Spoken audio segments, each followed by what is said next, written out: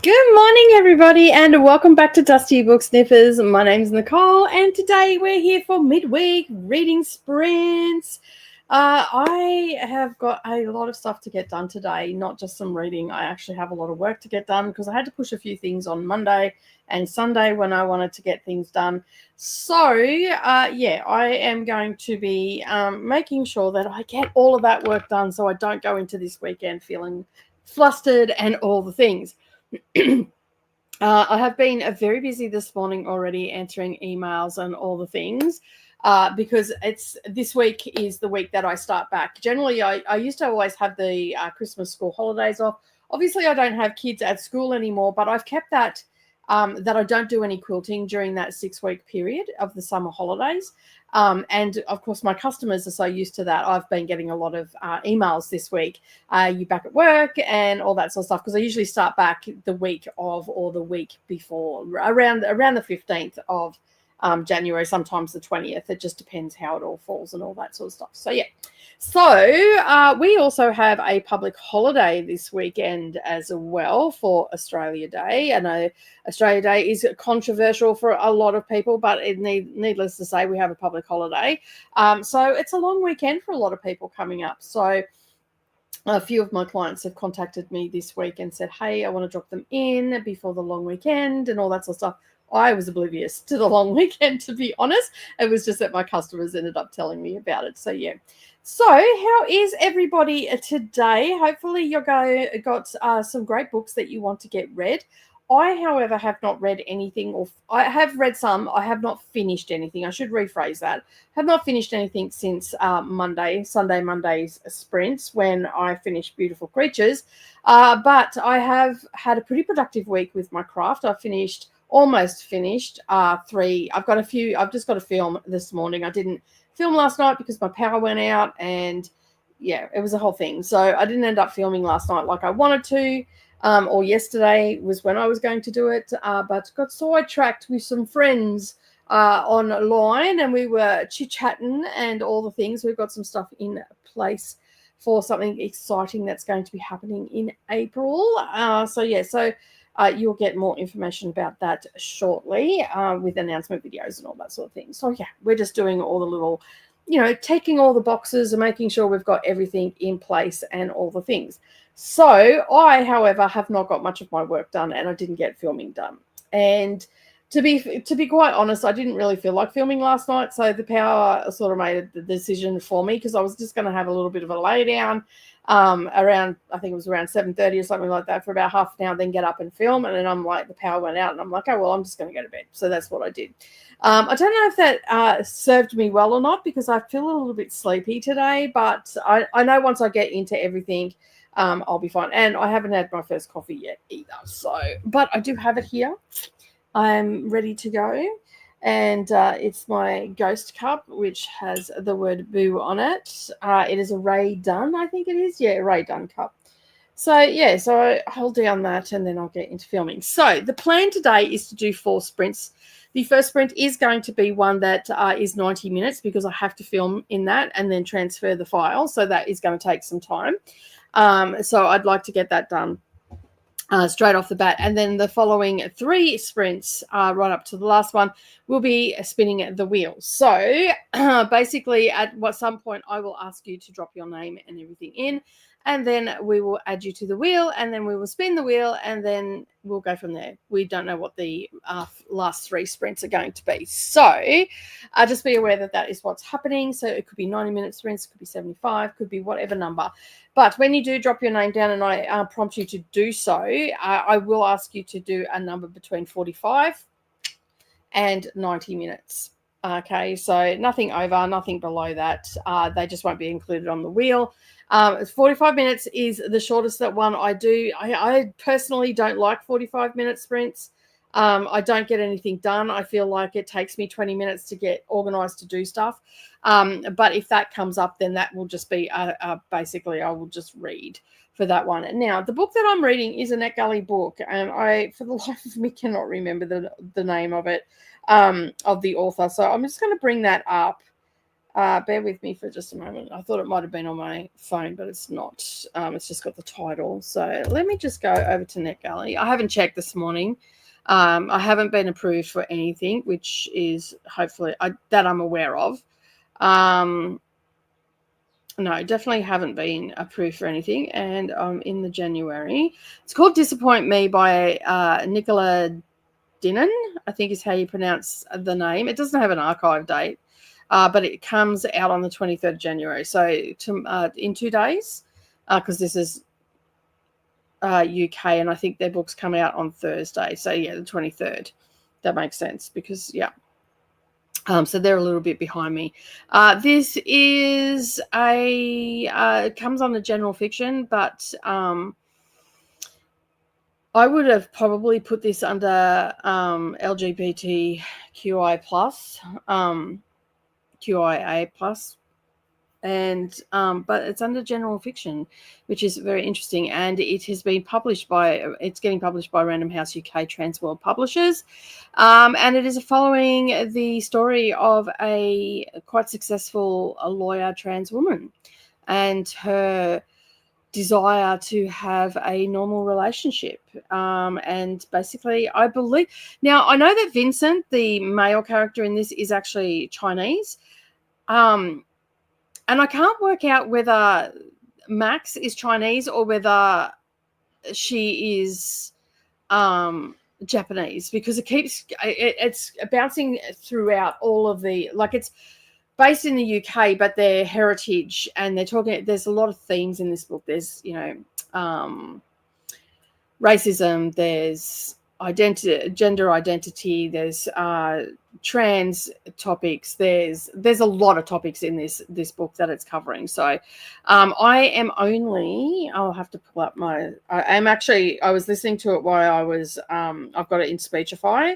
While I was stitching the other day, I was listening to it. So let me just bring that up and I'll be able to tell you how much I've got left. Library. I'm at 30%. So I'm a third of the way through, roughly a third of the way through. So it's not going to take too long. There's only 298 pages. It's quite a compelling story, though. Like, the chain of thought that the main character is going on is quite interesting. And I'm really liking the vibe of the it's not overly I'm only a third of the way through, so it's not overly impactful right now, but I'm liking the chain of thought that the author has, because we're sort of in her mind, and we're in some places of the book we've been in her mind, and just how she feels about things. So, like, when people ask her questions about children and stuff like that, and how it makes her feel, and how she doubts herself, and doubts the relationship that she has because she hasn't had good relationships in the past. Is Vincent really okay with it? There's all of that insecurity that the character's going through, and it's written in a way that you actually really, I was starting to feel insecure. Does that make sense? Like, it was actually being put across the pages that I was starting to feel insecure about, like, how she was feeling and all that. Like, it was a really weird place to be. So it was in that aspect, it is quite well written, and the author is getting across what they want to get across, and so I'm enjoying the aspect of that. So which I find very interesting that is how I was feeling, and not so much, like, more about relationships and people you have around you and all that sort of stuff. And it was quite an interesting sensation. I think because when I stitch, I'm in that Zen moment, so I'm fully absorbed into the story. I'm very present with what I'm doing and also listening to, and so because there's nothing else happening around me except the repetitiveness of the needle in and out and making crosses. So you totally lose yourself in what you're doing, but at the same time, when you're listening to things, you get, like, you're really absorbed into it. It's the same as diamond painting. Anything that has that repetitive motion, I feel like I'm yeah, I'm just there in the moment, and I'm fully absorbed in the story, and that's why I think I like listening to audiobooks when I'm doing that sort of craft. But if I'm doing patchwork or sewing or something like that, there's too much other noise happening. Whereas diamond painting, you've just, you've got that little click of the, when you stick it down, you remove the pen, it goes tick. It's not a distracting noise. It's almost like a white noise. And when you're doing the cross stitch, you can hear the thread coming through the fabric, so dragging through the fabric, but it's almost like it's relaxing and all that sort of stuff. It's hard to explain, but yeah, I'm really enjoying this book because of that aspect. And so once I'm finished filming, I'll probably do a little bit of stitching, like maybe the last one or whatever, and but the rest of the stuff I've got to do. So I'm not sure how much I'm going to listen to this book today, but I will give it a red hot go because I feel like I have not done much this month. And I was talking to Koda about it earlier, but I've had a lot of stuff happening at the house, and I've got to also be reminding myself that this part of the year is a super busy time for me. Like, I've got stuff I've got to get in place to set the year up for Savannah, and like, I've got to make sure that money's there for her fees and all that sort of stuff, and I've got to make sure that all the things are getting paid for the land taxes, all that sort of stuff. So I'm doing a lot of accounting, and all, like, my admin work at this time of the year is huge for the businesses and stuff like that. It's also making sure that, the halfway mark of the year, that I've got all the things that I need to have at the accountants so they can do the GST and all that sort of stuff. So there's a lot of stuff that I've been doing in the background. And then I've also been dealing with a lot of financial stuff with Brendan and all that sort of thing. And it's taken away from my reading. But I'm okay with that. Like, I know that I'm going to catch up eventually. So yeah. All right. That's what's been happening in my neck of the woods. So let's have a look and see how you're all doing. Paul's here today. Hello, Paul. How are you? Thank you for being here. I forgot to change my color because this is my craft color. Let me just go to style and change it to match. There we go. No, not that one. No, not that one. Maybe that one? That one. I like that one. There we go. We'll go with that. There we go. That sort of matches. So yeah. All right. Okay. Now Paul's here. We also have Toya here as well. Hey, how are you going? Thank you for being here, everybody. I really do appreciate it. And did you notice I started right on time? I was ready today. It doesn't happen too often, so don't get used to it. But yeah, anyway, I was right on the nose today. Hey, Glenda, how you going? All the hellos. I'm going to run through these pretty quick to the hellos back to each other. Brennan's also here as well. Hello, how are you? Glenda will be reading Shadow Crown by Melissa Blair, a romantasy, and The Dark mystery thriller. There you go. I don't know how to say that. It's not going to come out. Paul is reading Empire of the Damned. How's it going? Are you enjoying it? Hello. How are you, darling? And friends, I have beautiful creatures to try and finish today, but we shall see if I read or pass out, as I just got back from a fun trip to the dentist. Oh no. Well, hopefully, you will get some reading done. And if you don't, it doesn't matter. Hello to Saluna. Ray Dunn, not to be confused with Ray Gunn. Yeah, no, Dunn, yes, Ray Dunn. Linda, a million minutes. Yeah, okay. Hello, Chris. How are you? Thank you for being here. Reading my Vampire +1 at 82% and hopefully finish tonight. I think you will. I think you'll have a good bash at it. Going to be very productive today. The plan is I have the timer set up for the first 90-minute sprint, and then we'll have a 15-minute break. We'll get through as many comments as we can get to. Then we'll go back straight into a sprint. I'm going to do 4 sprints today, so should be very productive. The last 3 sprints, apart from the first one, the last 3 will be the timer wheel, and we'll yeah. So yeah. Hello, Jamie. How are you? The hellos. I can't unsee your ring today. This ring are you talking about? Because you now know why it's on there. Yes. So what I think what Selena is talking about is I almost cut my finger off a few years ago crafting. I now no longer craft at 6:30 in the morning. But yes, I almost cut my finger off. And I often get asked why I wear a ring on this finger. Because I actually, when I got it repaired and stitched up, there is a nerve that if I touch it, I can feel it here. So you can see there's the scar. And you can see that little dot there. That is a nerve that has been stitched into the scar. It was unavoidable, the way the cut was. But I wear a ring because it actually, it's not that it hurts. It just feels disgusting. And it does sometimes hurt if I bump it too much during the day. So I now have a ring on my finger. And so the ring actually touches before my finger does. So if I'm doing something, you can see I can tap my finger and my finger is not actually touching anything. It's the ring, because that's actually quite a thick ring too. So it's, it stops it from happening. And that was the only way I could think to, apart from wearing a Band-Aid on it all the time, which is just gross, this is a way that I can do it. So that is why I have a ring on that finger. However, I do have a pinky ring over here that I wear like that because it doesn't fit anywhere else, and I just like the look of it. And I have been known in the past to have rings all over on that, but I've had that there for quite some time now, and like I've had it there for that long that you can actually see it's changed the shape of my finger. So yeah.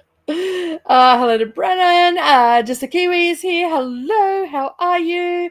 Having a day today, so need to chill out, napping and reading into the river. Nice. And Chris, you snuck in there on me. Hey, Brooklyn, how are you, hon? How's everything going? Just a Kiwi.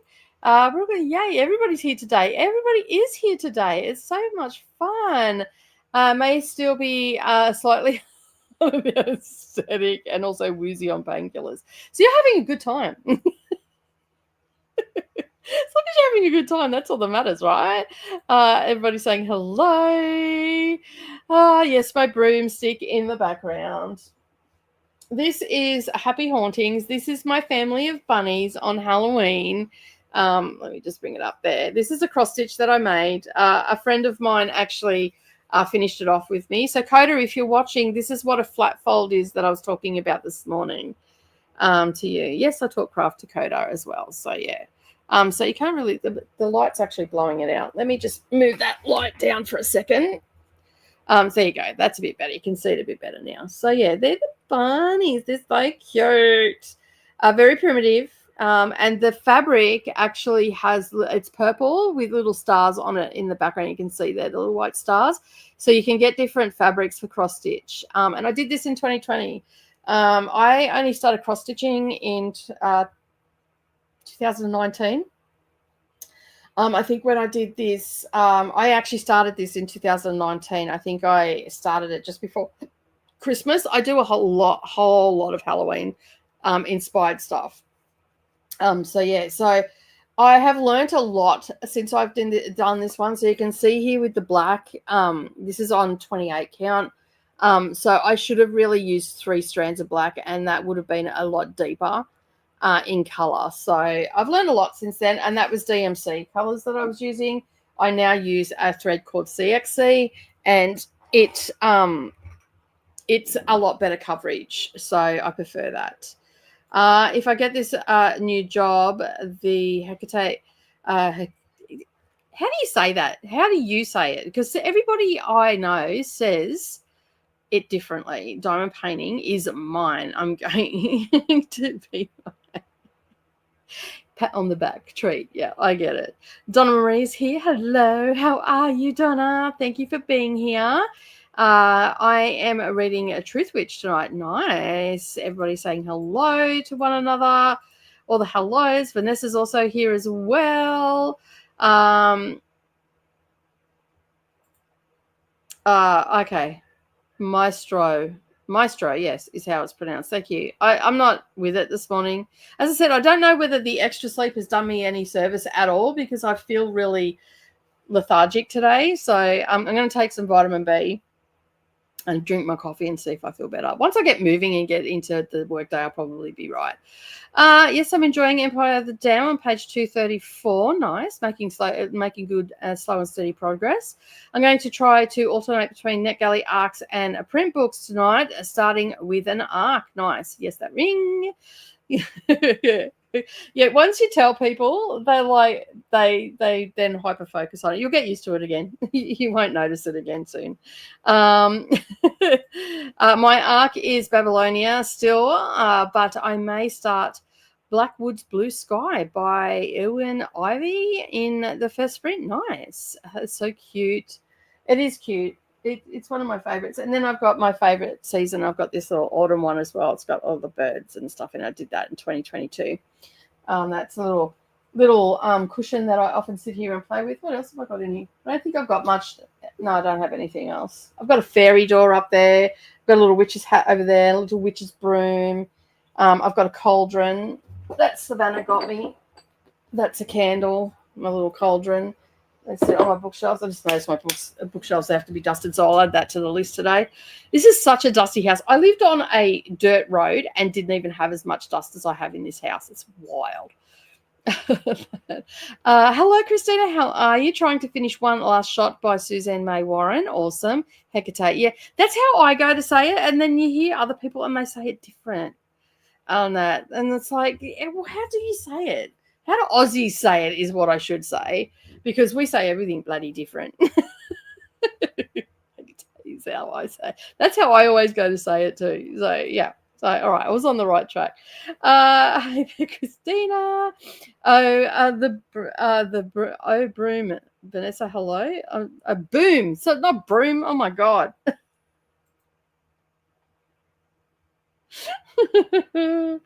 Oh, dear me. Welcome, Christina. At least it suits your name.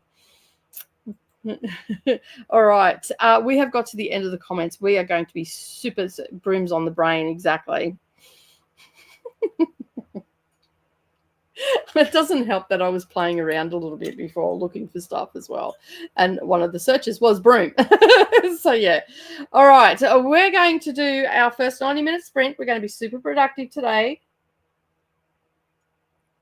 Means that I've got to get my butt into gear and get out there and start filming straight away, because I need to, in this sprint, I need to film a 40-minute video or until I'm finished. So it could be an hour, and then transfer the file.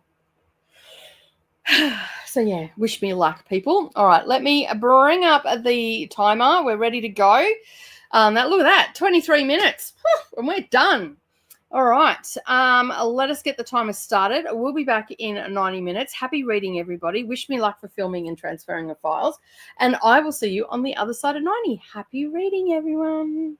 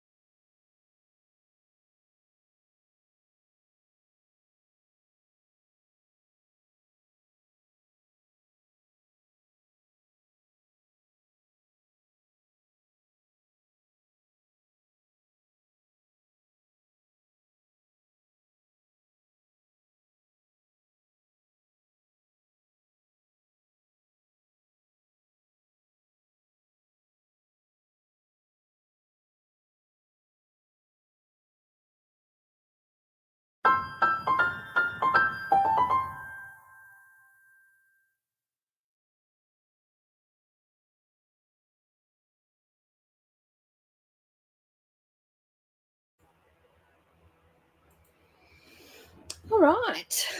We're back. I got my filming done. I did not get my thing transferred because I was having troubles with the camera. I was overheating. There's something running in the background. So I do not know what the heck happened there, but anyway, it is really hot. So I've just removed a whole heap of stuff off my phone, and hopefully that will help. So I just removed all games and all the things that I normally have running in the background. So that is all gone. And I've turned off notifications for everything. So hopefully with any luck, that is now all sorted. So we're going to just have a really short break so I can transfer all the stuff. I won't be editing today. So yeah, and I just realized that Wondershare was still open. So that will slow things down on my computer as well. So yeah. So I did end up actually, I've just deleted everything off my phone. So that's probably why I didn't get it, Paula. I just seen you sent me a Voxer. So yeah. Let me, I'll have to open it up here on the computer because I just deleted that off my phone. Just basically, I was just ruthless. Uninstall, because I use my phone for filming. And sometimes you get stuff on there and then it just drains the power and stuff. And I have noticed that lately there's been something that's been running in the background. So I think that that's what I've just had to do, is take everything off. So I'm going to be looking for a new phone that I can use as an everyday phone and just leave this as a filming phone, because it's a really good camera and all the things. So yeah, but it's cool now. I had to put it in the freezer, wrapped it in 2 towels, stuck it in the freezer, cooled it down. So yeah. Let me just bring up Voxer on here, and that way I can see what Voxer you just sent me. Was it an audio one or no? Oh, okay, yep, cool. No worries. Hang on a sec. Let me just go here, invite, copy. Nice. There you go. It's there. So yeah. So we're going to just do short breaks today. Let me just have a look. I have no idea where I was at, because I did not. All right, let me just add this. Hello. How are you? Sorry. Right. So unless you said something, I was not going to get that. Gone.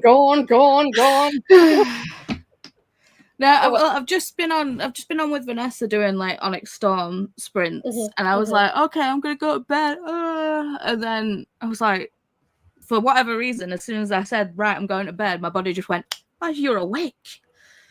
Yep.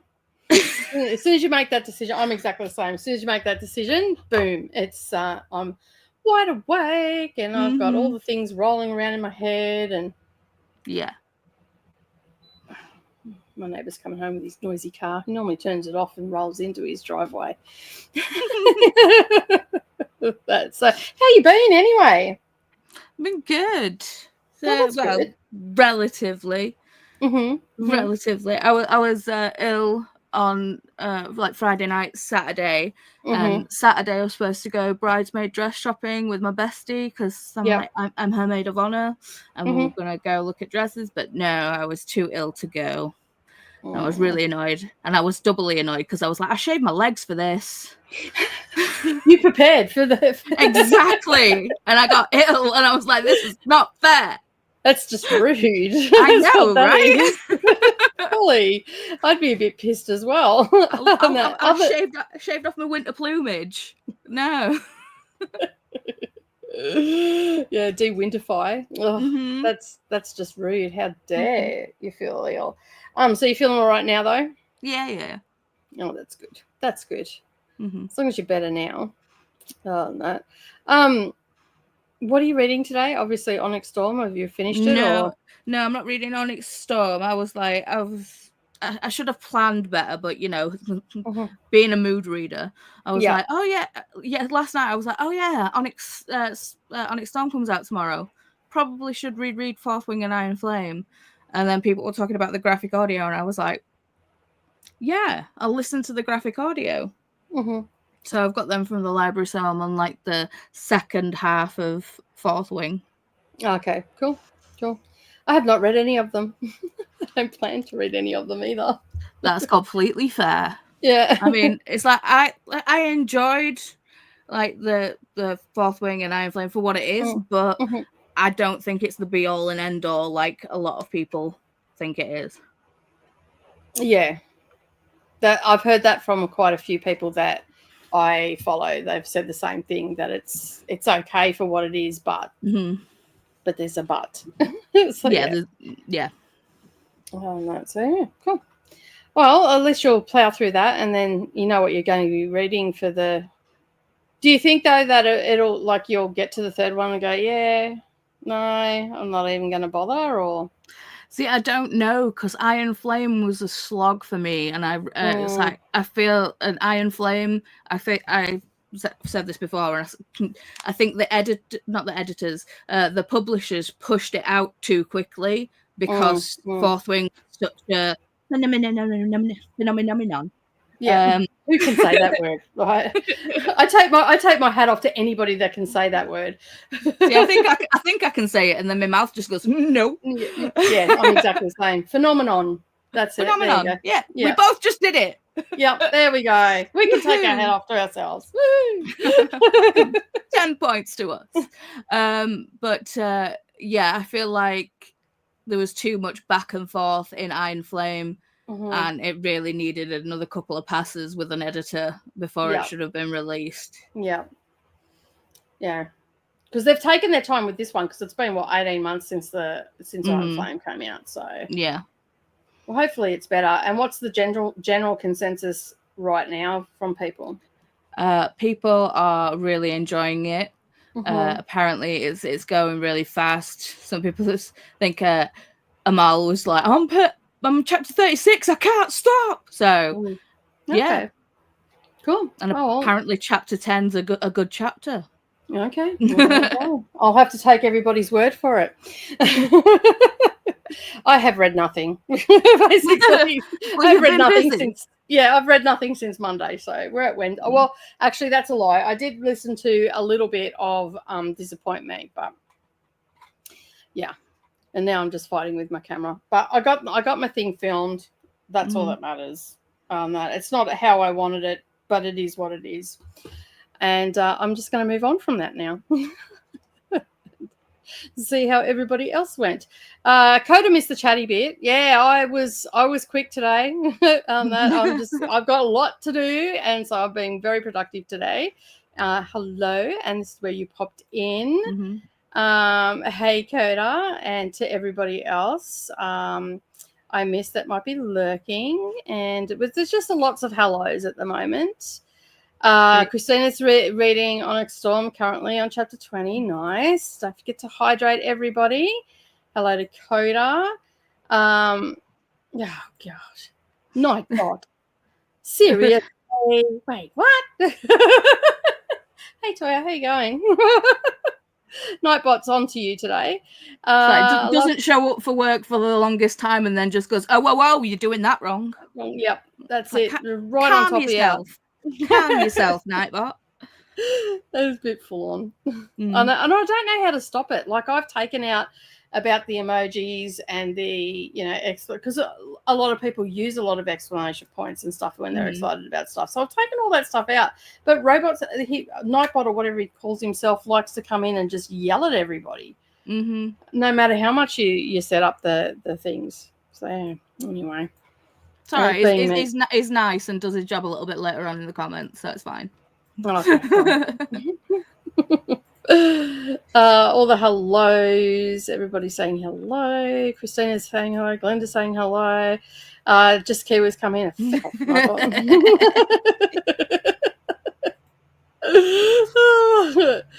Oh, dear me. they just cancelled school for the area in Tennessee, I'm assuming. Because I live in due to single-digit cold weather. Okay. Yeah. It's cold here, but we don't have like snow anymore. I mean, I think it's too cold for snow for me right now. Possibly.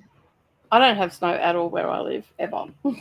Although, actually, you can occasionally in winter see snow in the atmosphere. It just doesn't make it to the ground. So it gets cold enough, but it just doesn't come down. Enough things in Australia try to kill you, so... Yeah, true. This is true. Today's one of them. It's so hot and humid here today. It must be going to be storming. Because it's just like I'm sitting here and I'm like, I literally feel like I'm melting. Eagle is here today as well. Good goal tonight is to finish a couple of graphic novels. Number 1 is Mooncakes. Nice. Mooncakes is so sweet. I loved it. It's so cute. Yeah, I don't read graphic novels. I've read one in the last... No, actually I've read one by Charlene Harris, which is called Cemetery Girl, which was pretty good. I enjoyed that.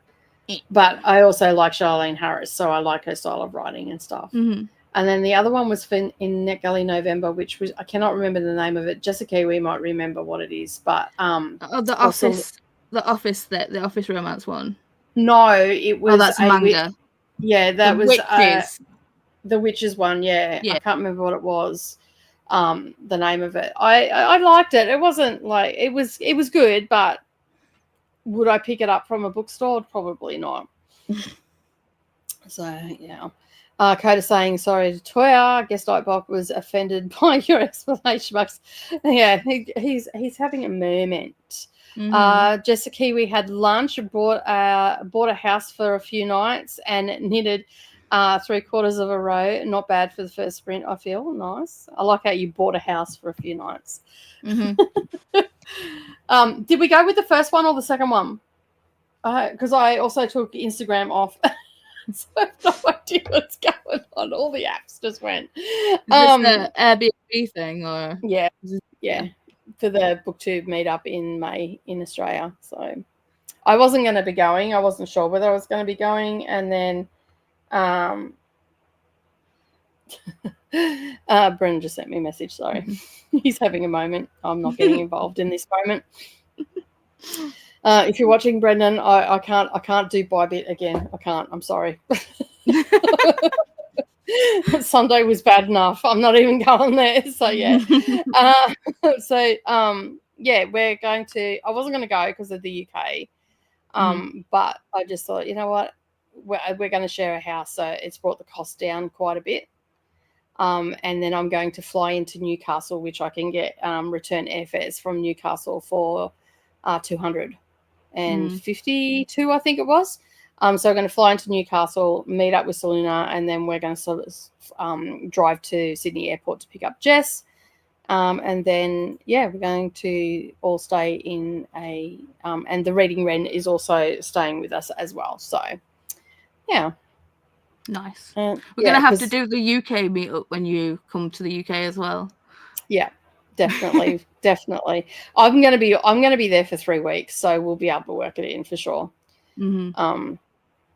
I'm flying into London and we're going up to Scotland, to Aberdeen in Scotland, and we're going down to Bath. We're going like basically, if you follow me on a map, it'll be just all over the place. And it's quite funny because when we look it up, Savannah will go, I don't think we can make it there because she's talking to her friend who's in Oxford.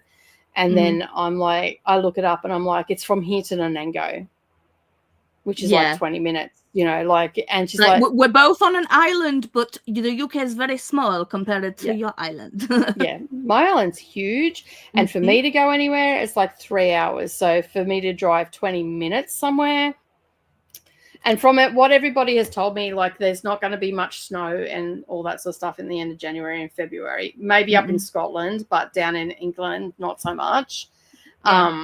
This is like next year, isn't it? Yeah, 2026. Yeah.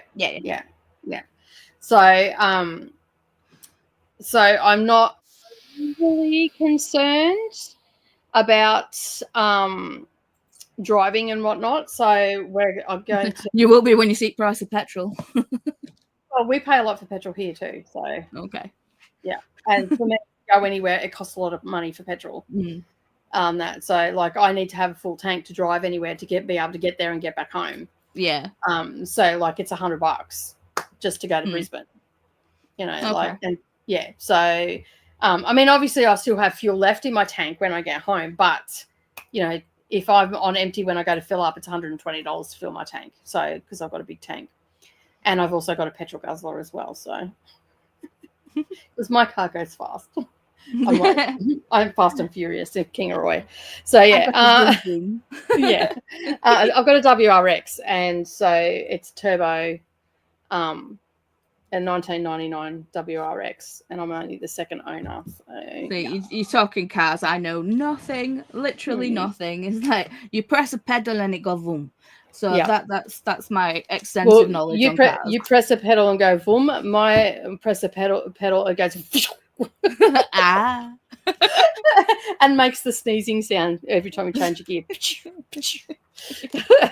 So yeah, so petrol doesn't bother me on that, but like we don't know whether we're actually going to get a car or not yet. Like we're going to aim towards that because I worked out it'd probably be about $2,500. It'll probably be cheaper in the long run to hire a car.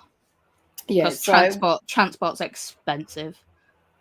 Like public transport, trains especially. Well, how much are they? Like, so let's say you're going from London to somewhere.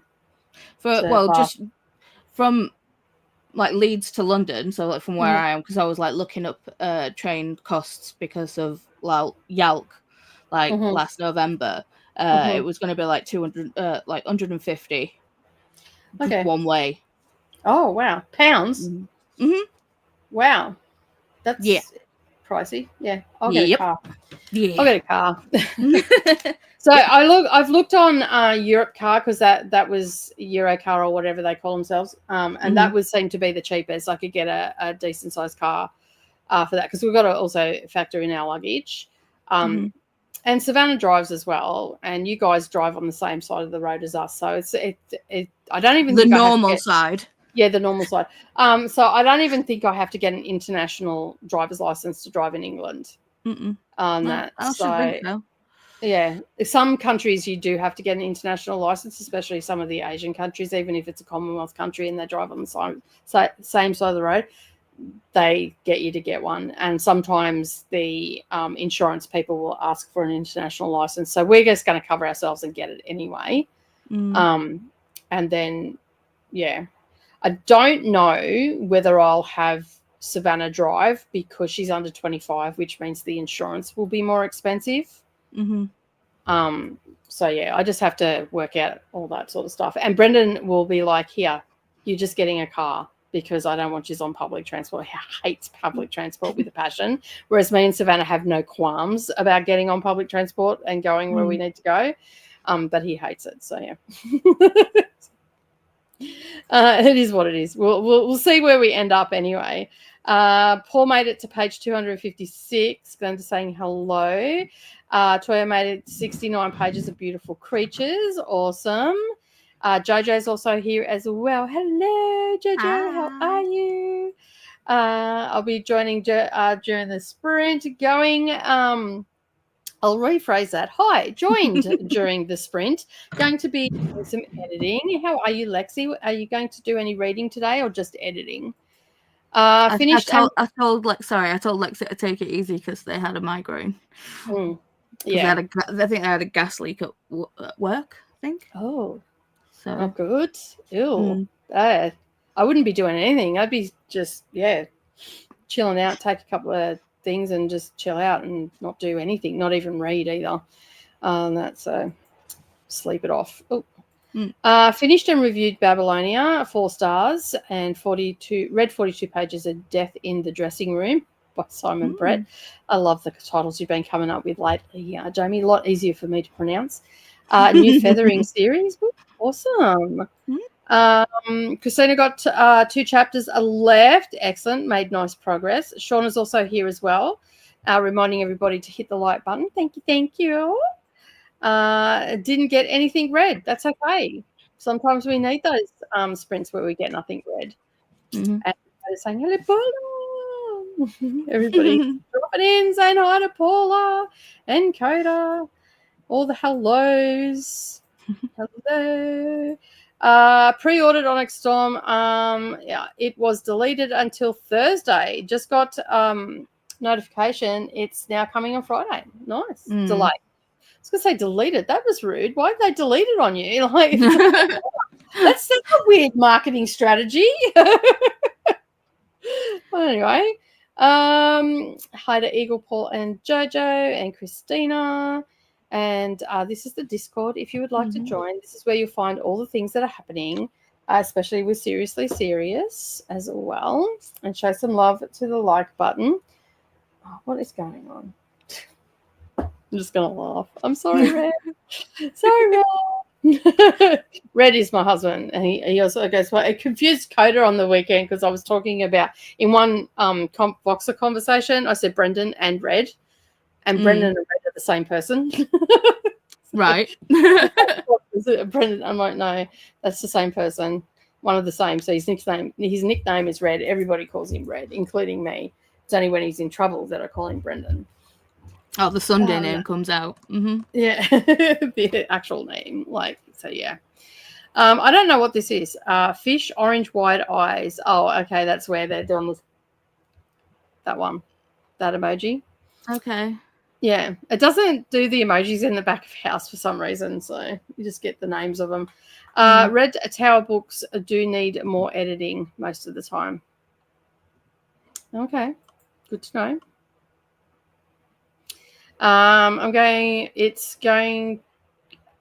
It's gonna get to book 4 of Fourth Wing series, and they're all like chapter 1 was a good chapter.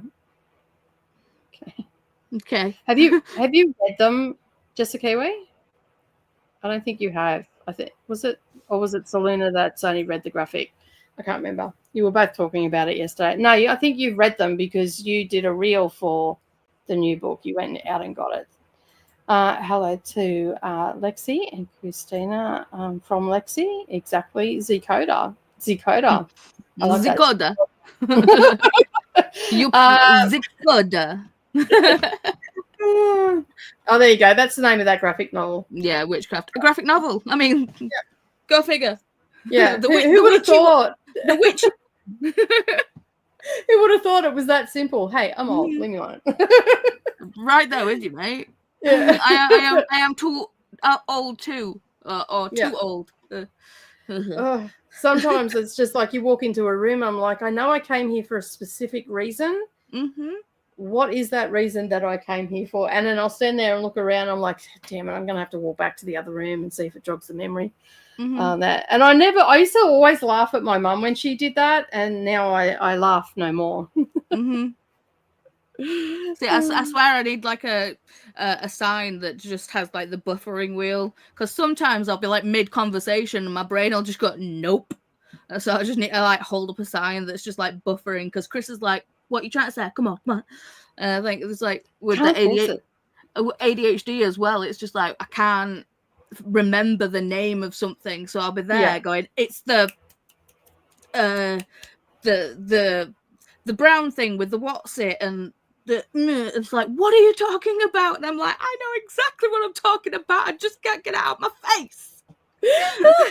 That's that's not exclusive to ADHD either. I do often go, the doohickey, what's the thing? You use it for this, and then everybody has to try and decipher it. And it's only because I've got if I'm starting at the beginning of the day, it's because I'm running through my internal lists of everything that I've got to get done.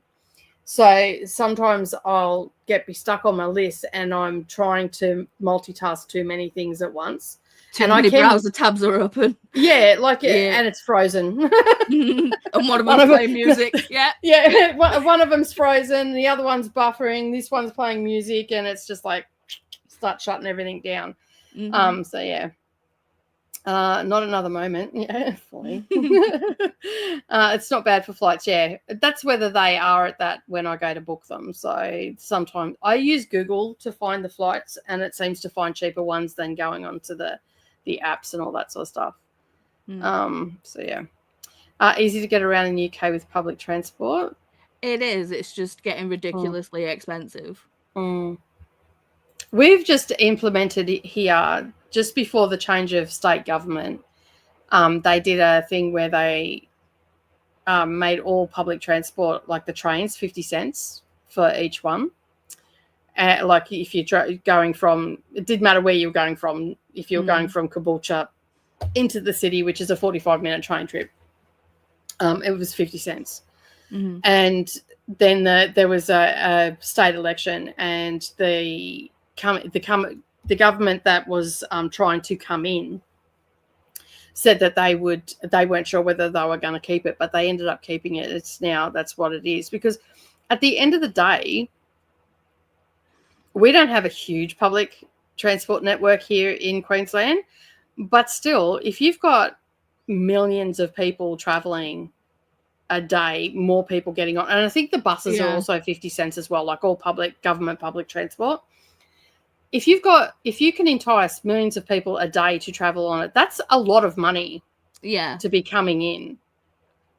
And even after you take out all the things, running costs, repairs and all that sort of stuff, that's still a lot of money coming in than only having, 100,000 people traveling at full fare. You're getting more people on. And when I was down there, going from Savannah's into the city, there were a lot more people on the public transport than there had ever been. So they haven't added any extra services in or anything like that. They've just made it cheaper, and more people are using it, which is, I think, is fabulous for around a city. I have. Well, apart from Onyx Storm, I need to reread them though. See, I wouldn't reread them if they weren't that crush hot to begin with. I'd probably just read the last chapter of the last book to catch up. See, that's why I'm doing the graphic audio, because it's like, it's more like, I mean, I'm having to read them because obviously I'm having to listen to it on a certain speed. I can't listen to it on my normal audiobook speed. Yeah, because it just sounds weird with all the sound effects and all the stuff. So, especially if they start singing, it's like the chipmunks have come to town. Yeah, there's like, someone's walking, and instead of like, it's like you're like, whoa! Yeah. And Didi has slid on in to say hello to everybody. Hey, Didi, I actually just visualized them just coming in on the wheelie chair, just sliding in. Hey, Didi, how are you? Emily's currently reading a Phantasma. Nice. Love that. That's on my TBR to read.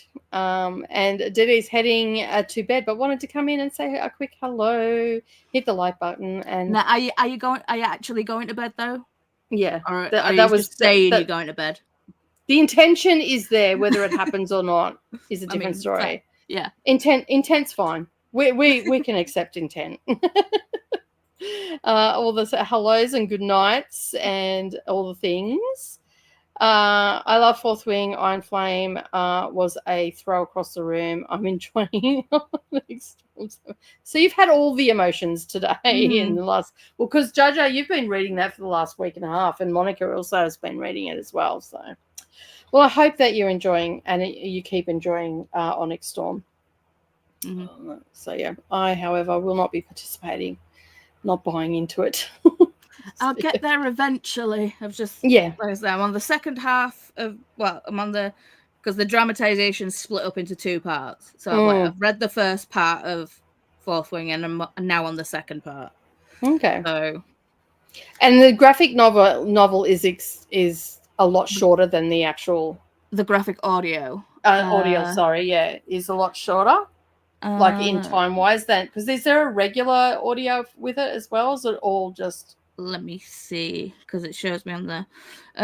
So part 1 was 7 hours and 52 minutes. and part 2 is 9 hours 22. Yeah. So add those together.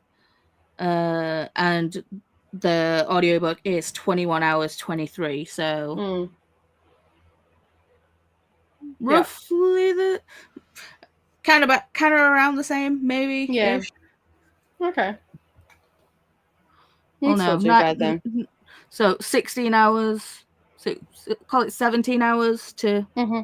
Yeah, so it's a few hours shorter. Yeah. So they've taken a fair bit of the ums, ands, she, he, all of those out. So, yeah. I have intentions too. I intend to go to bed all the time. Don't make it that often though. that was me. I was just like, right, I'm gonna go to bed. I even yawned and made Vanessa yawn. I was like, I'm gonna go to bed. Nope. Yep. Nope. So sprint hopping instead. I'm going probably, sure. We'll see you here in a little while. Anyway, with that, we have got to the end of the comments. So we are going to go for another sprint. And I'm going to actually spin the wheel. So I've just got to get to there. And I forgot to ask everybody to put their a name on it. So I'm just going to spin the wheel today. And let me share that tab instead. Has that come up? Yes, it has. Dance time. Yeah, dance break. Fully dance break. I am not going to dance. I don't have the energy for that today. Not even a little finger dancing.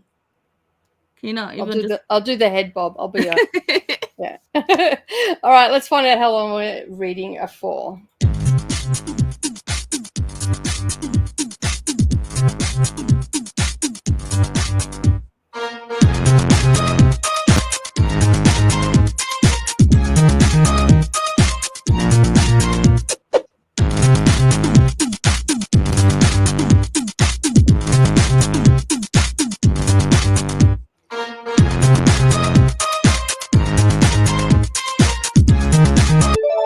All right, we have 90 minutes. I don't even have to reset the timer. Look at that. It took so long to decide. It's like it stopped and it was just like, I'm not gonna, no, am I? No. 90 minutes. It took a little while. So yeah, I'm not going to worry about putting everybody's name on the wheel today on that, because we're just going to get stuck into reading and all the things. But we are doing 4 sprints. So this is our second one, and you can see the little love hearts on the screen. So when we get to the last love heart, that will be the last sprint. But let's start the timer, and I'll see you all in 90 minutes. Happy reading, everyone.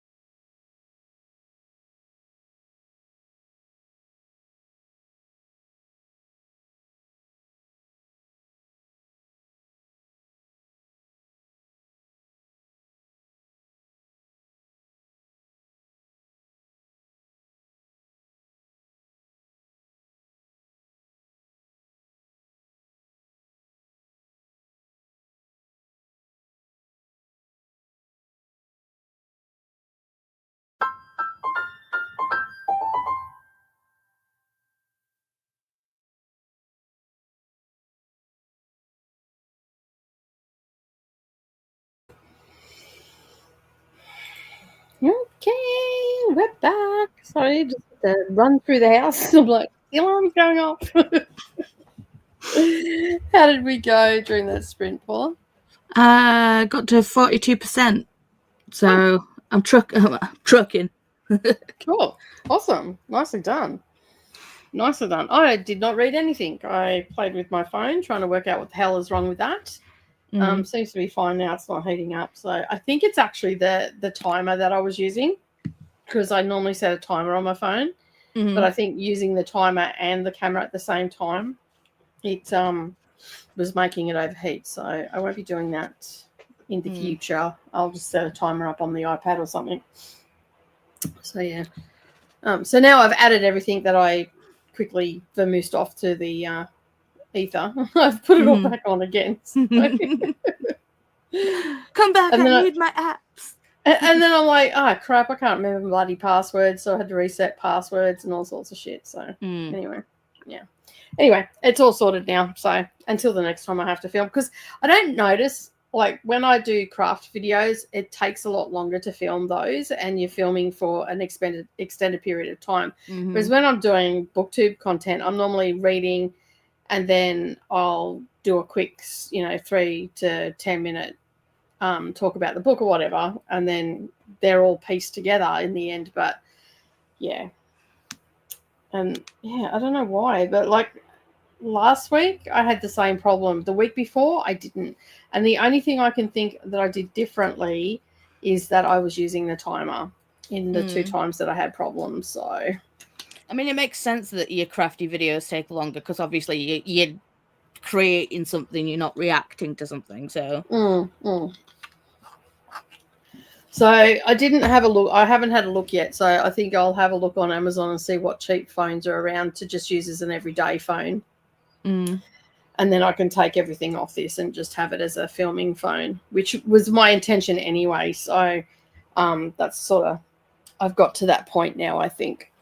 Yeah, I've got a thing where I can update my phone, but I'm like, there's nothing wrong with it at the minute, so I don't really feel the need to upgrade. You know what I mean?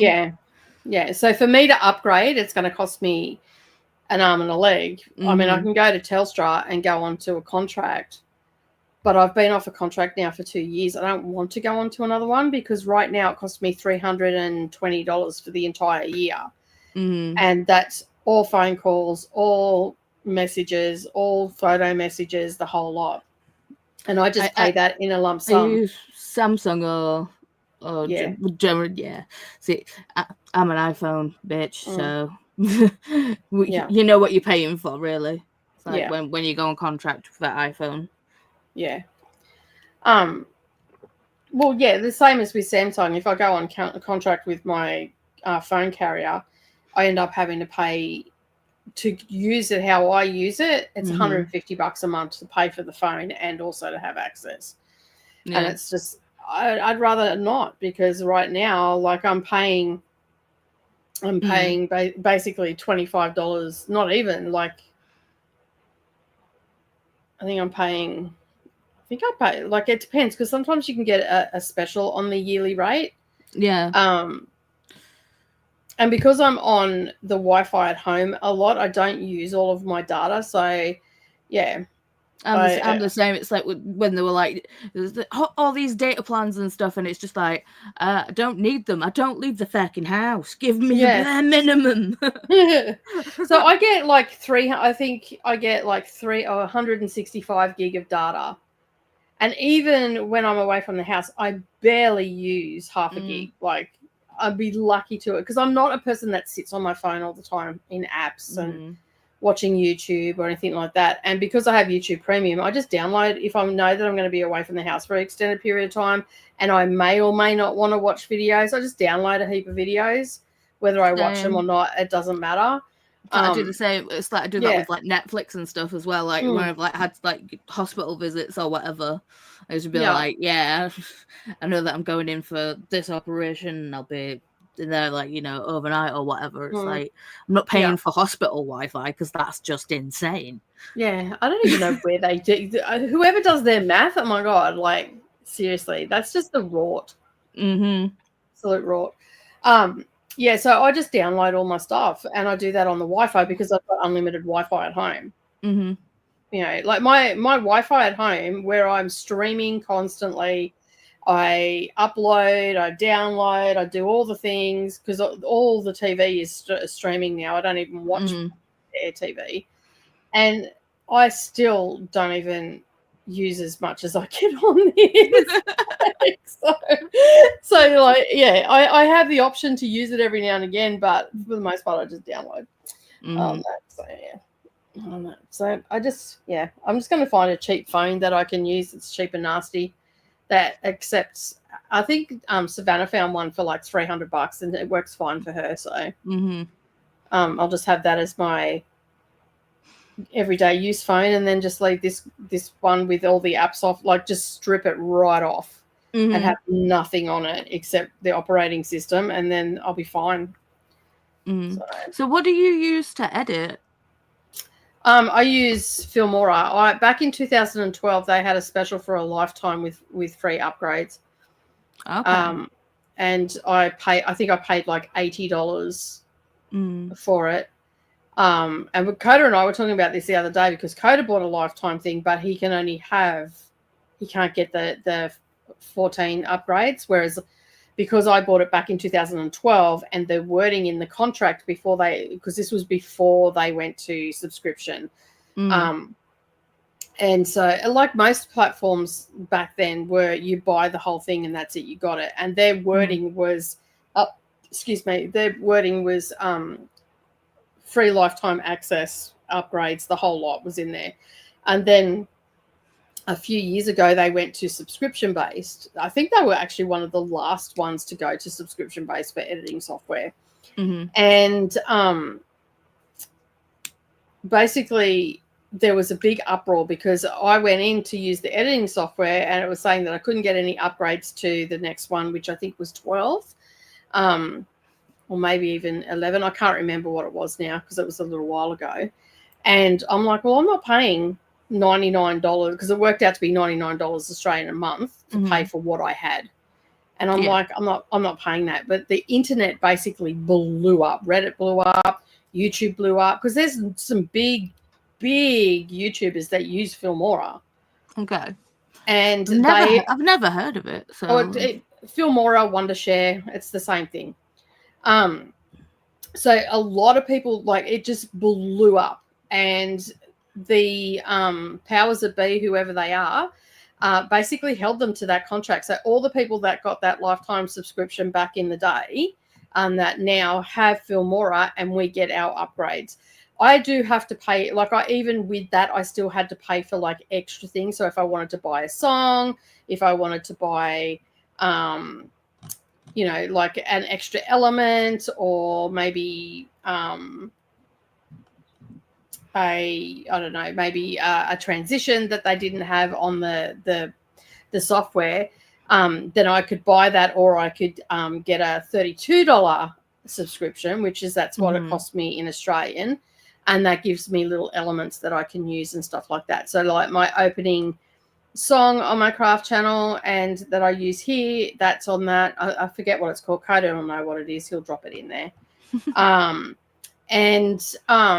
think they call it assets or something like that. I don't know. Anyway, so like my Santa, all that I can get. I actually bought those back in the day, but there's all these like transitions I get, like the book shelf closing and opening. That's part of that subscription. I can go in and buy that if I decide not to do the subscription, which I said to Brendan that I'm actually considering that. So I said to him, I need to come over and check out what you've got on, because we've only got it for one computer. So only one of us can be logged in at one time. But he still has the same things that I have. But your hubby does YouTube as well, doesn't he? Yeah. So yeah, he's the non-politically correct person, and I am not responsible for anything that my husband may or may not say that will piss you off and offend you. Just remember, I do not have a remote control that controls what comes out of his mouth. Oh, that'd be amazing, wouldn't it? That'd be amazing. there'd be so much that you wouldn't hear come out of his mouth if that was the case. I love my husband. Mm-hmm. I love him to death, but sometimes I just sit there and go, dude. Yeah, I now audibly, when Chris says something that like annoys me or is just like, oh dear, because Chris's mind is absolutely filthy, and sometimes he'll just say stuff and you're just like, dude. And I'm just like, remember you love him. Remember you love him. So it's like, yeah, it's yeah, not responsible for any. He like if you go to his channel, you go there at your own risk. On that, and if you come at me and tell me that he said this or he said that, I'm going to say exactly this. I do not control what comes out of his mouth. He is his own person, and I am not his mother. So if you don't like it, don't watch it. Don't complain because you were warned before you went there. To be fair, that should be the rule of the internet. Yes. If you don't like it, don't watch it. Watch it. That's it. And you don't need to say anything. Just move on. You're not going to change. You're not going to change a 47-year-old man of his opinion. You know, I mean, I've watched like videos or TikToks or reels or whatever where something's like annoyed me or like someone's, and I'm like, and I've like gone to like comment and I'm like, is this actually constructive? No, and then I just don't. Because 9 times out of 10, the person on the other end actually doesn't give a fuck. Exactly. So you're basically wasting your precious time and your precious air that you're venting and all the rest of it, and they actually don't give a fuck. So the only person that you're really upsetting is yourself. Yeah, a lot of times. I remember I commented on a Instagram reel about this woman, like she'd done like this massive like braided like basket weave thing of someone's hair, and it was just like it was stunning, and kudos to the person that did it. But I just commented, I bet the takedown's gonna be a bitch, and so someone else in the comments was just like, as if you comment that without like commenting on the artistry or whatever else. And I'm like, it's a joke. I'm not taking away anything from what this person's done. Yeah. Take a chillaxative. Leave me alone. Jesus. I would have just typed back, was there any need for you to comment that? Yeah. I did. Did that give you the satisfaction that you were looking for? Do you need a cigarette? Would you like me to pass you a cigarette? Because obviously you need to take, Yeah. I actually, the only person that I've ever really responded to that said something on my craft channel, I can't even remember what she said now, but I actually went, well, you're fucking rude, aren't you? And I never swear. I'd never swear in the comments at people or anything like that. But what she said to me warranted, well, you're fucking rude, aren't you? And I left it there. She never commented back, and then I deleted it off because I didn't want people to see that, that's how I responded, because that just opens it up. So, no, but the when people say some things that are just like, whoo, did you really need to? Is there really? I do like reading some of the comments though on stupid posts. That in itself is like a comedy festival when you read the comments, and when someone puts up something really fucking stupid, and then all the comments are like, and there's even like YouTubers and Instagrammers and all the rest of it that have actually made content out of this now. Yeah, so there's some of my favorite ones, and they're like wetting themselves because you can't help it. Like, no, I mean, some people are ridiculously funny, and just sitting and looking at the stuff in the comment section, you're just like, wow. I wish I was that quick-witted. Seriously. Yeah. I'm the same. I'm like, I would never have thought to say that. Maybe two or 3 days later, maybe. Yeah. But at the actual time that it was going up, not so much. And it's just like, some of the things they come out with is like nice. Nicely done. It's like when you have a fight with like someone, like other half or whatever, and then you're like, in shower 2 days later, and you're just like, oh, you're reliving the argument in your head, and you're like, oh, I should have said that. I'll save that one for another time. And then you completely forget it. And then you don't. Yeah. Life, it's great, isn't it? All right. Transitions today. Let me pause that. Where was I up to? All right. Christina was very happy about the 90 minutes and then doing the little hearts. That in the back of house, there's 2 white ones and 2 black ones for the check off. So, yeah. Hello, Helen. How are you? Thank you for being here. Glenda saying hello as well. Christina finished 1 last shot by Susan May Warren and gave it 3 stars. Awesome. I finished. It's off the table. And a 3-star book's not a bad book. It's just, No. It's just an average. It's 3 stars. It's just I read a book. Yay for finishing.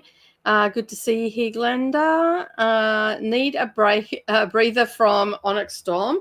Got to chapter 12. It's too much.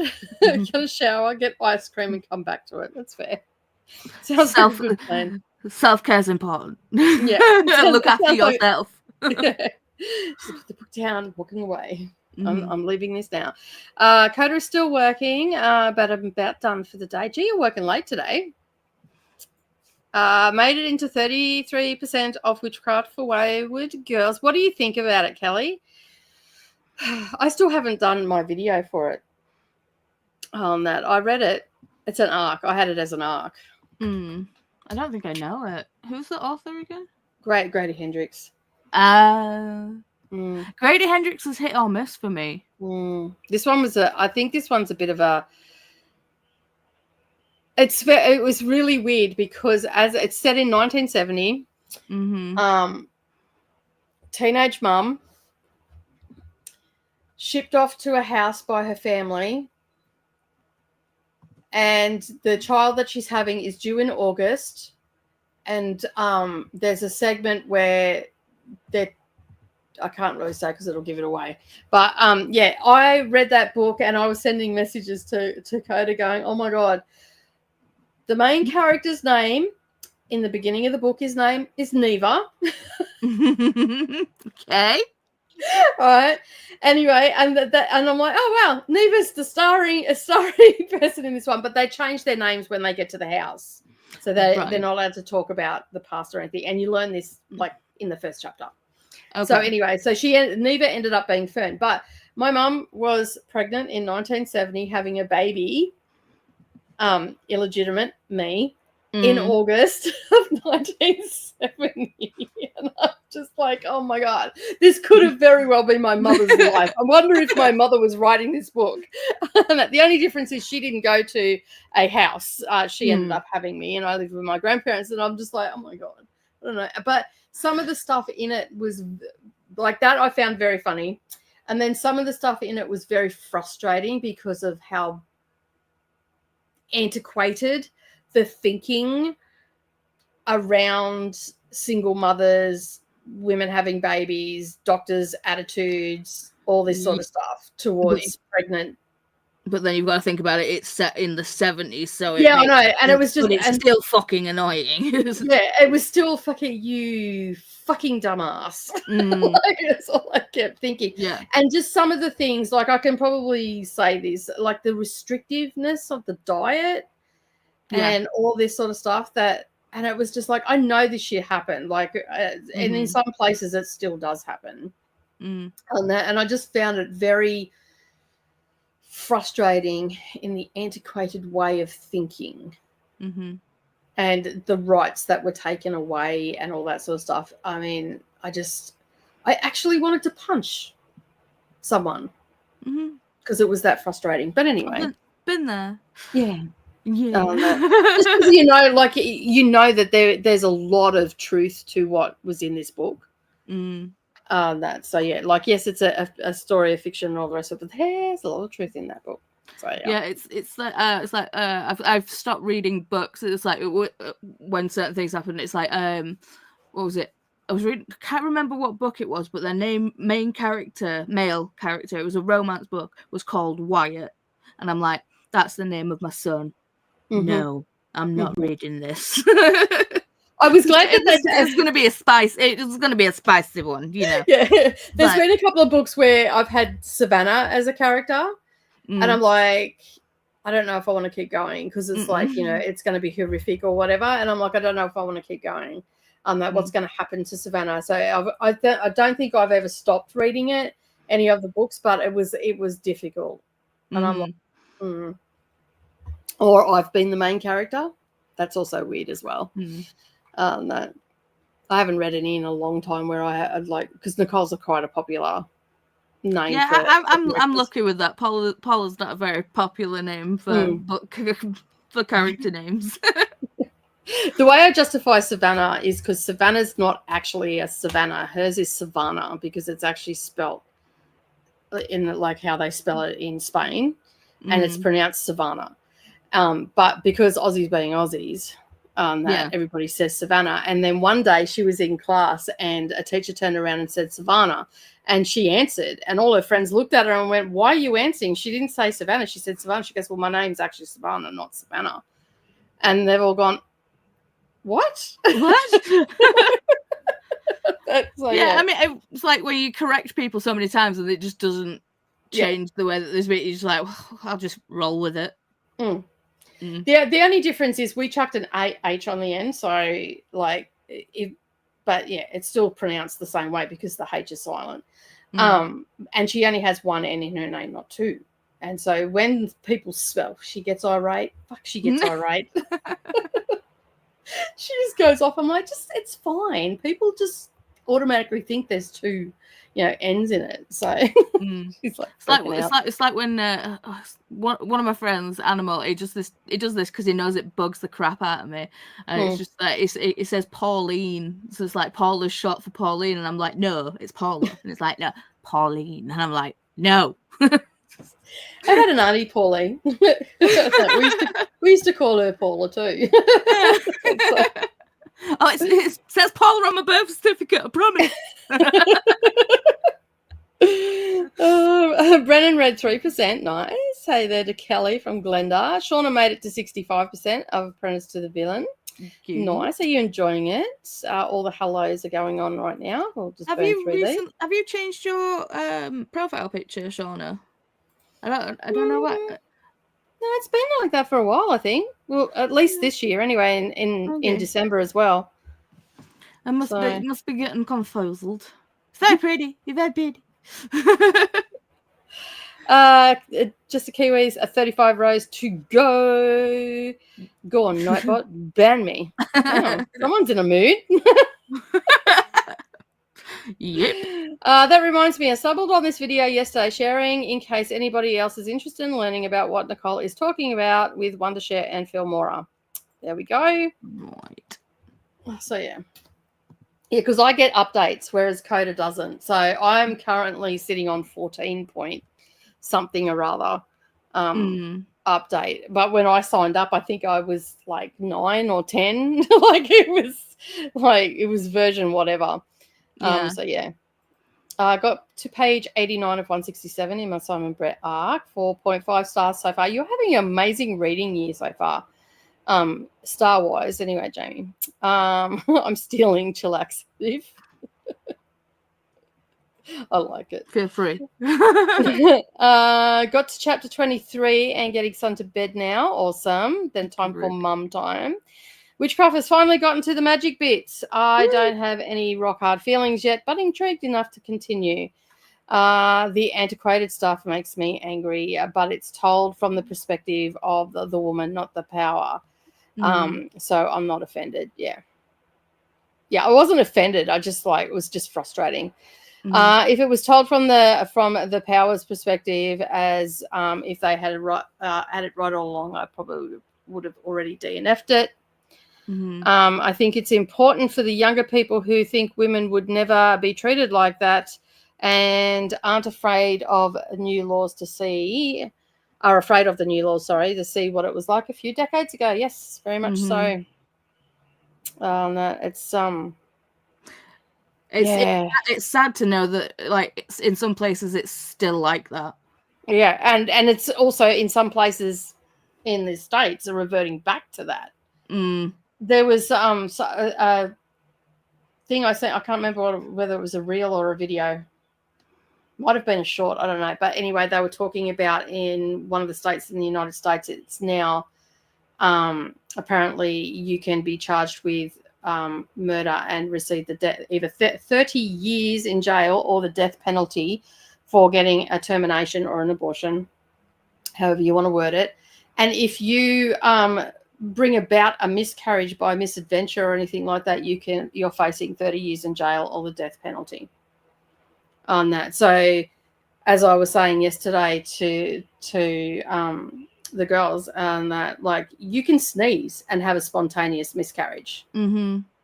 So then there'll be an investigation about you sneezing. So they could deem it, like the powers that be could deem it as a misadventure termination. Mm-hmm. And then, yeah. So if you do anything that could bring about a miscarriage, you're looking at, not only have you got to go through that and the guilt of that, then they're going to slap you with 30 years or prison time. And basically, like, I don't know, have the men been drinking the Kool-Aid?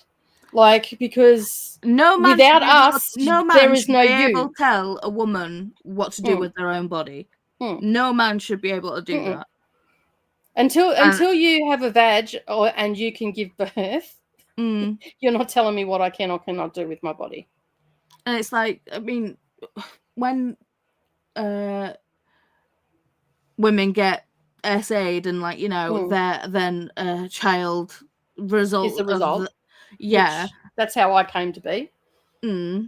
But then you're told that, you know, you can't, you know, and it's just like, and they're like, yes, but you're protecting the child. And it's just like, well, are you really? Because sometimes, like, you know, women can't get over that and then they end up taking it out on the child. I can honestly say that my mother could not sit across. My mother was sexually assaulted, and that's how I came to be. And I can honestly say that my mother could not handle sitting across the table from me. That there is no love there. There is no kinship. There's no nothing. She did what was expected of her to feed me, keep me alive, and that was it. But there was no protection. There was no anything, because the man that she married was quite abusive and, you know, all that sort of stuff that goes with childhood trauma. And so basically it's not always in the best interest of the child. I would rather have been given up for adoption, anything, but having to deal with that. Yeah. For, you know, the first, well, I was lucky in one aspect that I ended up living with my grandparents for the first 5 years, and I was only in my mother's care for a little under 10 years until I was old enough to get out there. But it wasn't a pleasant 10-year stint, I can assure you. So to actually take, and my mum actually had some options because her parents obviously gave her options. That she didn't end up in a home for unwed mothers to give me up, or forced to give me up for adoption. She actually had a choice on what to do, and it was a collective thing as a family, I can only assume, because of the outcome that we had. And, you know, and I was lucky enough to have those caring grandparents and an uncle that was caring and stuff like that.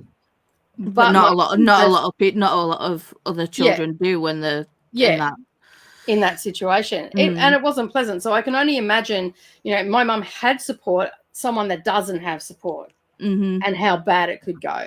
It's not always in the best interest of the child. So, yeah, on that. And I think it's just wrong to take rights away. Definitely. On that. So, and let's face it, all these idiots that are making the decisions and all the rest of it, you wouldn't be here without someone giving birth to you. And at the end of the day, also, like, the planet is so overpopulated at the moment. Like, we could do with some, you know, free contraception being handed out and that, so people don't end up in that situation. And to be fair, it's like also with like society as a general, it's like shunning people that choose not to have children. Yeah, like, it's so like, weird. Why do you have to? I mean, it's like, love my kids, don't get me wrong, but you don't have to have children. You don't have to get married. You know, you don't have to do that thing to have a full, fulfilling life. No. I mean, if I love my kids as well, but if I had my time over again, I think I'd take a longer look at it, you know what I mean? I'd probably think a little bit harder, wouldn't it? And maybe not have so many children, maybe just one, or, you know. So, yeah, I don't know. But anyway, it's a tough one. Mm-hmm. But still, I think anybody that I don't think men should be making laws about women's bodies. Is my whole point. Not in the slightest. No. I remember researching the Scarsdale diet for a class project because of the murder. Okay. The diet was insane. Someone in the class said, no wonder she killed him. Diet. Oh, no. I mean, fair. There is such a thing as hangry. So, yeah. Chronic pain day today. Oh, no. I took some medicine now. I'm going to see what happens. I hope you feel better, Tia. That's terrible. Everybody's saying you feel better soon. I hope you start to feel better. All the feel better. Thanks, everybody. Oh, rest up. I mean, I'm so glad that we've finally got the day bed up and thing, because being on sprints, I absolutely love it. But being able to actually like lay down and take the pressure off of my back is absolutely immense. So yeah, send in the healing vibes. Yeah, there are some women, but you know, I think that they've been brainwashed by some of the men in their life too. And that I don't want to get too political, but you know, JC comes to mind. You know, it's like everyone's entitled to their own opinion, but when it comes to a law, it's like no, just no. Yeah.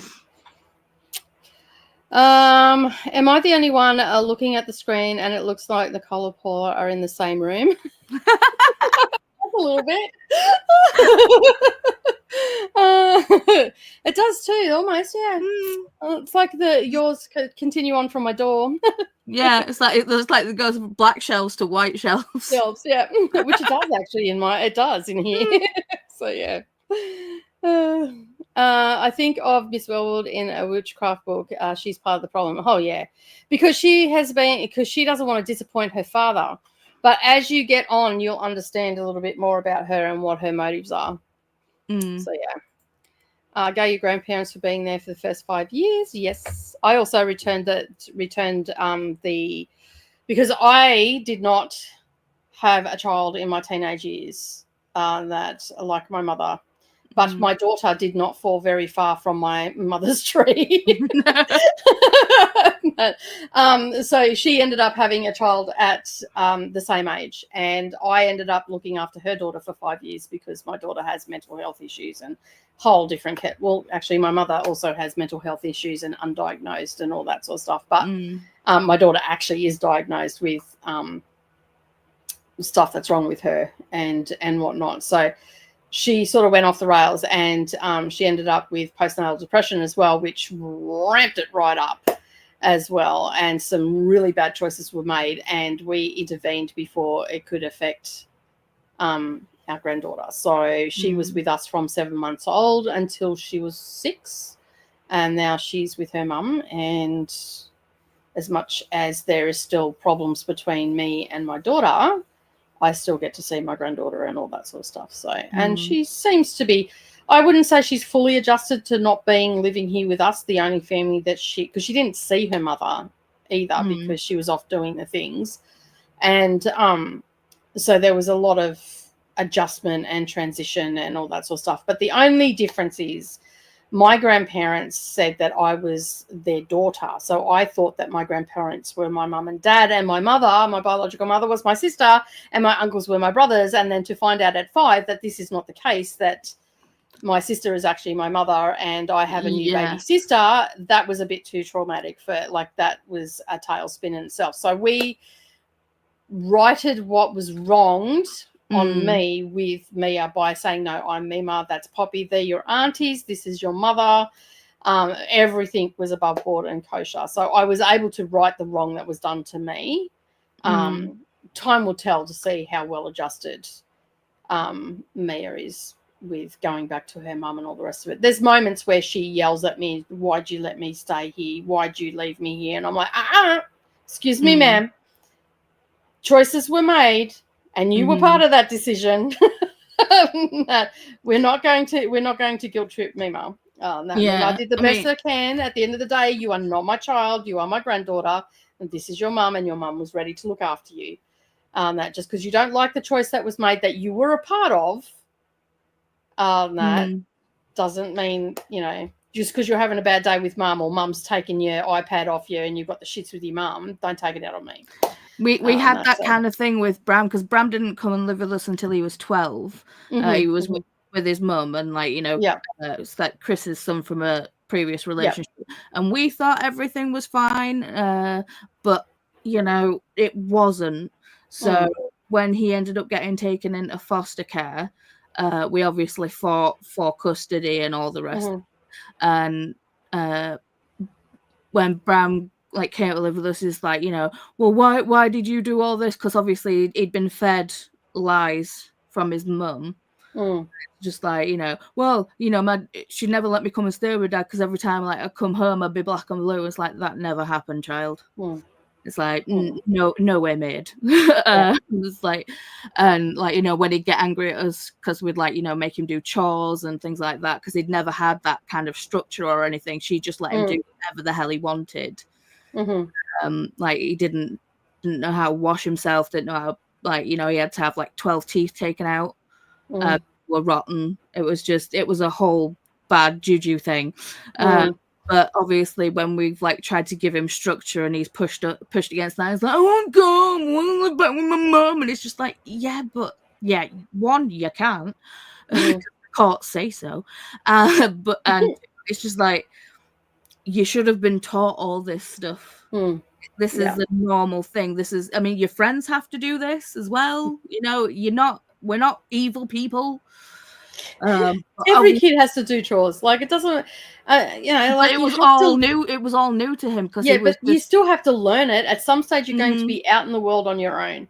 If you don't know how to do stuff, when are you going to learn it? You're going to learn it on the fly when you could actually do real damage to yourself. You're better off doing it while you're under parental supervision and whatnot. But some kids just push against it, I guess, especially when you've got two parents. And the kid learns very quickly how to play off one against the other. As much as I would love to be that mum that, towards my daughter, because of what she put her kid through, to be vindictive, I'm not, if she says something and she's having problems, I try and help her find a solution, but I stay far enough out of it so I'm not giving Mia an opportunity to play one off against the other. My daughter's partner spins out, though, because I walk into the house and Mia's a different kid altogether. She's argumentative with her mum, whereas I walk in and she tries to argue, and I just look at her and go, really? Is that where we're going to go? And she's like, sorry, Mima, I didn't mean to do that. I'll go and do what you asked me to do. And I'm like, thank you very much. Off you pop then. To be fair, to be fair, it's like that with me and Chris. Chris is it's like Chris can be stern, but he is very initially he was definitely very soft with Bram, because obviously he didn't want to be the disciplinarian and whatever. He wanted to make friends with his kid, and he didn't want to be the bad guy. That's fair enough. And it's like, I fully understand it. And then it's just but obviously there's me that's just like, I ain't standing for that shit. No. There's a line and you're crossing it, my friend. Back away. No, but they're doing good now, which is the main thing, and that's all that matters. She rang me the other day. She didn't know what she was going to do. Now you have to remember, she's got a 10-year-old kid this year, and she's only 25. So she had made the decision, which I thought was a very mature decision, not to have any more children because of her mental health and what happened to her from that mental health ramping up after having. Not that it could. She could have had another child and nothing actually happened. Yeah. But she didn't want it. She doesn't want to take the risk. So, and then she's looked at a career and all that sort of stuff. And she's been studying and trying to do bridging courses so she can go to university to become an RN. And she rang me the other day to let me know that she is now working in a nursing home and she's bridging that gap so she can go to uni and do her RN while working. And she applied for the job and got the job her placement job. So she's really happy about it. She was able to quit the pizza shop and cleaning houses. So she was wrapped. And now she does shift work and stuff. So yeah. So she's seen that there was problems, and she's gone to therapy, done all the things that she needed to do, and worked out what she wanted to do and all that sort of stuff. She goes, I never thought I'd be wiping old people's asses. And I'm like, well, you've got to start somewhere. Yeah. And to be fair, at least she's gone to therapy, because obviously therapy, like, you know, back in the day wasn't a thing, and if it was a thing, it was frowned upon, or just you know. Yeah. So well, that was part of the thing. I said to her, if you want to see your daughter again, you've got to go to therapy. That's simple. I am not giving your daughter back to you without you going to some sort of therapy. Plain and simple. So if you really want your kid back, that's what you need to do. Not that I could have policed that, because but she knew deep down, like the powers that be could have came in at any given stage. There's no court orders and just taken the child back. There was no court orders or anything like this. This was all just mutually between us as a family and everything like that. But I just said to her, you know, you can't do that to a person. Like, you can't do that to her. She didn't ask for it, and you just can't. You've got to get your shit sorted out first before you start inflicting shit on other people. So, I mean, because it doesn't matter who you are. There's always going to be some issue or baggage or whatever. There's always going to be something. That no one is perfect, not by a long shot. And that's what I said to her. I'm not asking you to be perfect. I'm just asking you to go and get help. So you've got strategies that you can use to put in place and know what your triggers are. Then you can send Mia to me for a couple of weeks or whatever the case may be. So she did that. So she's all good. So, Good. Yes. Children are wonderful, but you need to find fulfillment on your own. Yeah, true. 100%. Yeah. I must admit, I'm actually really enjoying I was a bit perturbed at first on the whole empty nest thing, but oh man, I've embraced it. Like, Savannah's coming here today, and I'm like, I love you, and I really want to see you, but how long are you staying for? Yeah. What time are you going? Yeah. I know you just drove 2.5 hours to get here, and how many days are you staying? Like, got stuff to do. It's all right. She's driving. She's not hearing this. I know that she watches me sometimes, and she'd just probably come in and go, fuck you, Mum. As I've said to Bram, it's like, you know, you'll understand all of this if you have children of your own. Yeah. It's the circle of life. It's like, I've raised you. I've tried to make you as well adjusted as possible. Don't know how, because look at what you were working with. But, you know...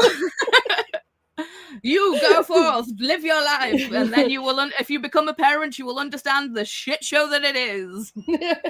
Well, I can honestly say I've had 4 kids, and I think out of those 4 kids, I've only got one that hasn't taken a bit of a sideways. You know, Savannah's just always known what she's wanted to do, which direction she had to go, whereas the others have all, like, they started out nice and straight, and then there's like little deviations. Some have gone really off out to left field and all the rest of it, and it's just like, hey, and all you can do is just keep smiling at the end of the day and go, you'll understand one day. You'll get that. And I as a mother with a grandchild, I do get some satisfaction when my eldest daughter rings me and complains down the phone. I just have a bit of a giggle, and I'm like, it's like looking in a mirror, isn't it? Yeah. To be fair, when Bram first came here, when it's like, you know, 12, 13, I mean, they're difficult years anyway. Yes, they're the nightmare years. They're the lippy toddler years, I call them, because I had Mia in the house, and I had Nera Lee as a teenager, and Mia was a toddler. They are both the same creature. The bigger one's just a little bit lippier. And I call it the lippy toddler years. The teenage years, between 12 and 16. It's very freaking accurate wording for it. But it's like, and it's like, oh, is it 12? It's like there's 10 years difference between Bram and Wyatt. So Wyatt was only he was like 2 at this point, and we didn't. It's like we knew he had like learning delays and stuff like that, but we didn't know to the full extent. So it was just like you were just looking after a baby at the time. So babies are easy. Babies are the best. It's when they get older where the issues start coming in. But I'd say my mum comes over like once a week, and it's just like I'd say to her, I was like, how the fuck did you manage with 3? So it's like three of us, and there's like, you know, there's a age.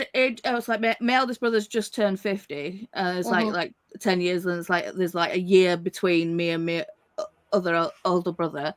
So it's like, how did you manage with 3? And she just, my mum just sits there with a smile on her face, just going, yeah, no, well, I had 3 girls, and I can honestly say, if and I've got a son as well, but he's a lot older, like he's in his 30s, and the girls, it was like a blood sport. I swear it was like a blood sport. Like they would, and it was prolonged. Like with boys, you'd watch boys, they'd punch on and be over and done with, 10 minutes later, they'd be best buds or whatever. That girls, 5 months later, they're still arguing about the alphabet. And I shit you not, there was an argument at my dinner table about the freaking alphabet. And I just looked at the pair of them, at 2 of them who were going tooth and tongue, and I just looked at them, I'm like, it's the alphabet. It's set in fucking stone, right? And that's exactly how I said, and it just stopped them in their tracks. I'm like, think about what the fuck you're arguing about right now. You're arguing about the freaking alphabet. I mean, what a thing to have an argument about for a start, but also it's just like, there is no argument. It's the alphabet. That's exactly right. Hello. And I'm just like, huh. And of course, I had a partner. There was a joke going around that I was a single mum on a dual income because I worked from home and he worked away, but there was 2 incomes coming into the house. So I was a single mum with a dual income because he was always away. And I'd just sit there and go, oh my God, when is he going to be home so I can just walk out of the house and know that there's another adult there to take care of them and listen to this ridiculous argument. It's just like, some of the arguments they had. And then the lying. Oh my God. The lying is next level with girls. Oh my Lord. To this day, and it's only been recently that Nerily admitted that she drew on the back of the house. Right? Wrote Savannah's name on the back of the house so Savannah would get in trouble for it. Savannah did get in trouble for it because it looked like Savannah's writing on that. Anyway, I think it was probably a year ago. I think we were playing Uno or something one night. About 18 months ago at the kitchen table, and Nerily started laughing, and I'm like, what are you giggling at? Because we were talking about when they were kids, and she started, like, she got the giggles real bad, and she goes, yeah, I was the one that wrote on the back of the house and blamed Savannah. I'm like, you little witch. How you owe your sister a apology. She got grounded for that shit. And then hiding of the clothes because they had to hang clothes out. The amount of times that Nerily has admitted to now of throwing clothes, Savannah's clothes, not her clothes, Savannah's clothes, under the house or hiding them behind trees or stuff like that so she didn't have to hang them out. And then in places where I would actually find them so Savannah would get into trouble. And Savannah would stand there and go, it wasn't me. I didn't do it. To be fair, that had happened with me and my brother. It's like, I wasn't an angel by any stretch of the imagination, but our Dave was the favourite. You know, as a kid, you know who the favourite is. So it's like, our Dave was the favourite and could do no wrong. And the thing is, he'd just do shit. And I was like, and I'd get blamed for it. There was one time where our Dave had done something. He ended up beating me up for me to take the fall for what he'd done. And then he ended up getting cracked from my father for what he'd done. So I was just like, I'm just getting beat left and right here. This is shit. I can't win either way. No. Yeah, no, there was definitely a lot of lying and secrets and all the rest of it. And like for the most part, I could pick Nerily when she was lying. On that, but there were some times that she would do things in such a way that it was definitely a Savannah MO. It's like she studied Savannah and how she would do something and then perpetrated her crime by mimicking what Savannah done. So Savannah would get, because I would get there and I'm like, and there was one time I couldn't tell and I just went, you know what? These are all grounded. How's that? And I just turned around and walked out and they're like, back. And I'm like, until you come and admit to me, you're all grounded. They never did. They never come out. They all stuck fast. That's what my parents did. I mean, hitting your children was still a thing when I was a child. Same. Yeah. Not so my kids though. No. So it's like we all three of us would get a crack. It's like it was like you're all three of you are getting a crack, so I know I've got right fucking one. It's like, oh, that's it. Cheers, thanks. Thanks. And then that person's the person that actually did the crime cops it from the siblings.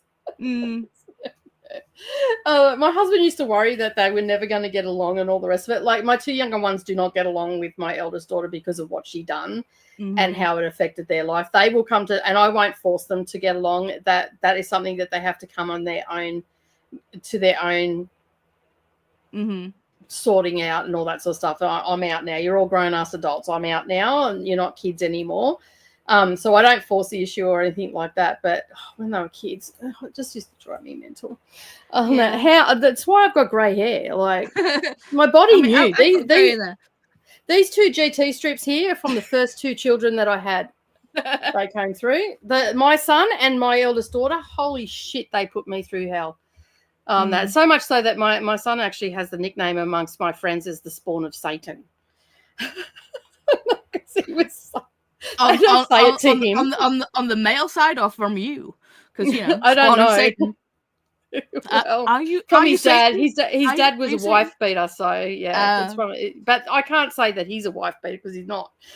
He didn't. He got some of me, and but yeah, my friends used to say he was the spawn of Satan. Like he was just a devilish child. Like if there was trouble to be had, he was involved. No, so yeah. It was the lying with Bram. It's like, I mean, to be fair, it's like he learned it from his mum because his mum's a professional liar. I swear. But it's like so. He's like he ended up like eating so ridiculous. He'd like Nutella and he'd like eaten it off, like put a spoon in and eating the Nutella. And he'd come back in and would say like, have you eaten Nutella? No. And it's just like take a photo. This? What's this? It's just like no, I didn't. And we're like, dude, it's all over your face. And he's like, I wiped my face on a tea towel. The tea towel must have had the chocolate on it. It's like, no. No. It's so evil making the kids brush their teeth, do chores, and go to school and bed. I know, right? I know. It's like you've just cut their arm off and beat them around their head with it when you ask them to do something. These are some of the things as a parent I've said. Or the best one is when I've sounded like my mother. And I turn around and I'm like, now, look, see what you've done? You made me sound like my mother. And they just stop and look at me because they don't know my mother. I've not had anything to do with my parents for a very long time. And they just stop and look at me and they go, but we don't know what she sounds like. Well, what you just heard, that's my mother. Now stop it. Like, there was a thing when I was a kid. It's like I used to stand on the door and kind of swing on the door or whatever. And my dad had always used to say like, stop swinging on the fucking door. So, and it's like, right, fair enough. Didn't realize that would, when I've grown up and that's been a thing, and then Bram's like stood there and he's talking to me and he's got his back against the door and the door's going and I just sat there and went, stop swinging on fucking door. I'm like, whoa, my dad just turned up. What? Woo. Hello. I'd always say, and I don't like my mum and I do not want to sound like my mother. See, I don't mind sounding like my dad, but it's just one of those things where it's like I didn't realize that what happened as a child, it's like I didn't even realize that it was pissing me off. I just went from 0 to 60 of that's really fucking annoying. So you can, and then you're like, and it's almost like an aha moment as well. I'm like, oh, that's why that was there. I get it now. Yeah. I have some children in my life that I love like my own, but I made them do things their parents never did. A couple told me they appreciated what I did, and the rest are still not just doing anything. Yeah, and living off the others. off others, not knowing how to do things for themselves. My girls actually my eldest daughter, actually the first job she got, she came home and thanked me for everything that I've taught her, because she said, I didn't realize how many people didn't know how to do things on that in a work environment. So she was really appreciative of it. And Savannah's Savannah's the laziest person when it comes to house cleaning and all the rest of it. But every Saturday they all had to do chores. It's the only day of the week that they had to take care of their own rooms. That was none of my business. That was their rooms. But they all had to participate in cleaning the common areas. So kitchen, bathroom, lounge room, anywhere where the family could meet together. And she, out of all three, narrowly perfectionist. You could say to her, I need this, this, this, and this done, and she'd go in and it'd be immaculate. Dama Jane would give me a bit of grief on that, but eventually do the job properly. Savannah, however, would find every shortcut she could possibly find to get out of whatever room she was cleaning and not do it. And she's still the same today. She's the only child that I'll go to her house and have to clean on that. But it's just who she is. She's the middle child. She has some issues.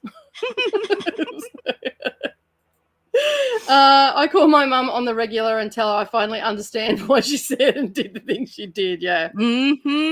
Yeah.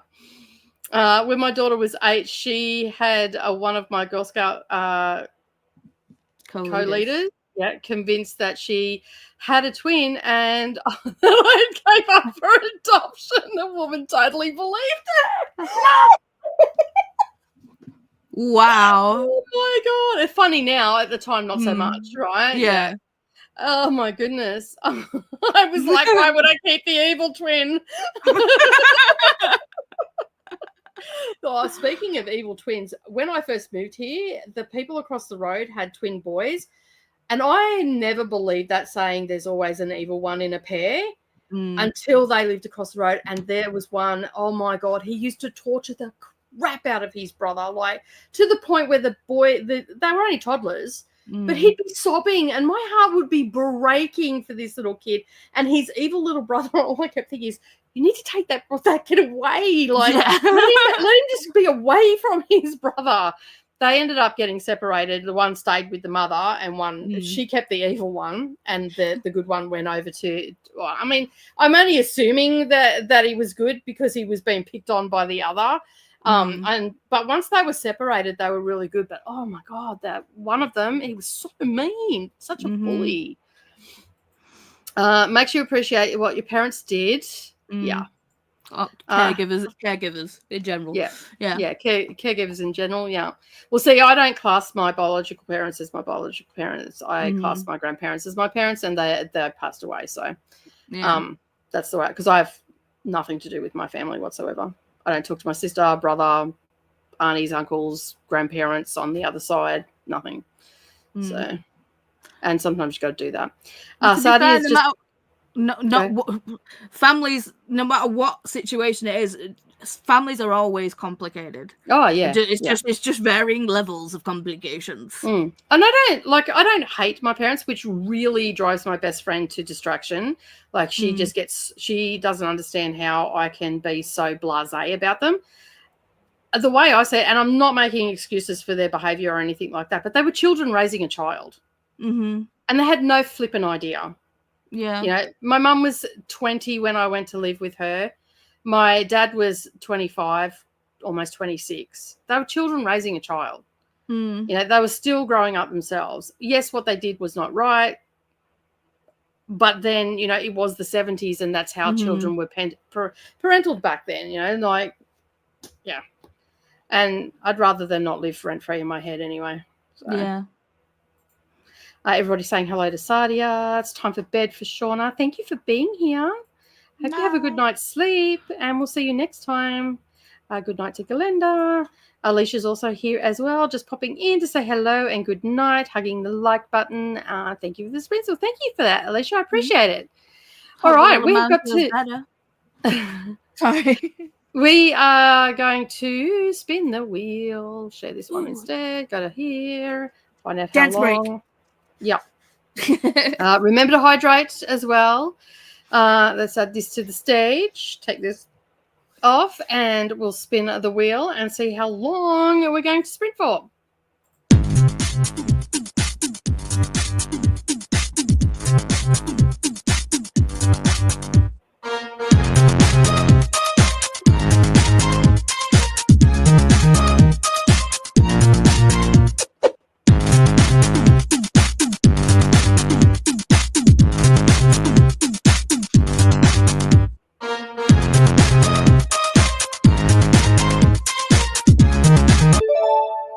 And it's another 90 minutes. Woohoo! Everybody who loves the 90 minutes. Settings. No, that's it. Love that when that timer happens. So let me just reshare this. You sticking around because it's getting late for you? Yeah, it's almost 4 a.m., but I'm good. You good? Okay. Yeah. All right. If you don't come back, we know what happened. Yeah, fair. Because that'll make it 5:30. So did you say it was 4? Yeah, it's almost 4. It's like 2 minutes to 4 a.m. Yeah. I'm good. Kelly's saying good night because I don't have 90 minutes left in me. Have a good night, all. Thanks for being here, Kelly. Enjoy the rest of your book. I can't wait to hear what you got to say about it. Christine's saying sleep sweet as well.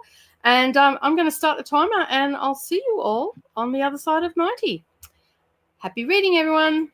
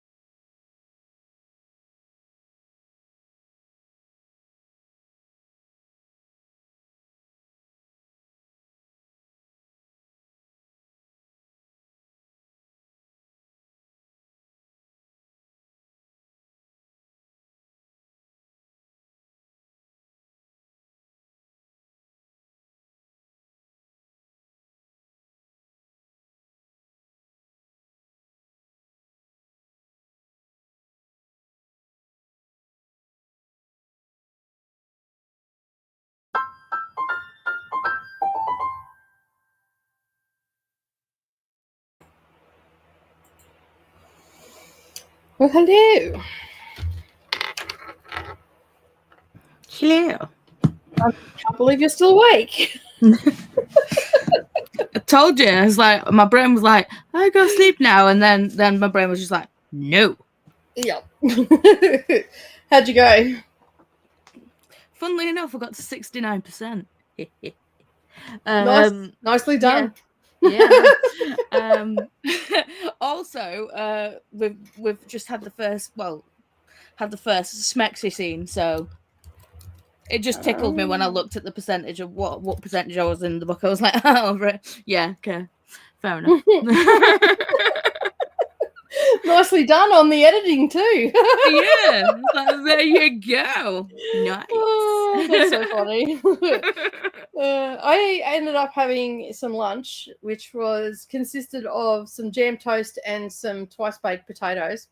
Nice. It was a weird combination. I'm getting to, like, I just got paid today, so I go shopping in the next couple of days. I'm sort of getting down to the last bits and pieces, so I'm seeing how creative I can get with the food I've got. So. To be fair, in that sprint, I got a little bit peckish, so I cooked some chicken nuggets. Then actually, I didn't realise, accidentally turned the camera on, so there's like, part of the stream is just me just munching. I'm like, when I realised, I was like, oh no.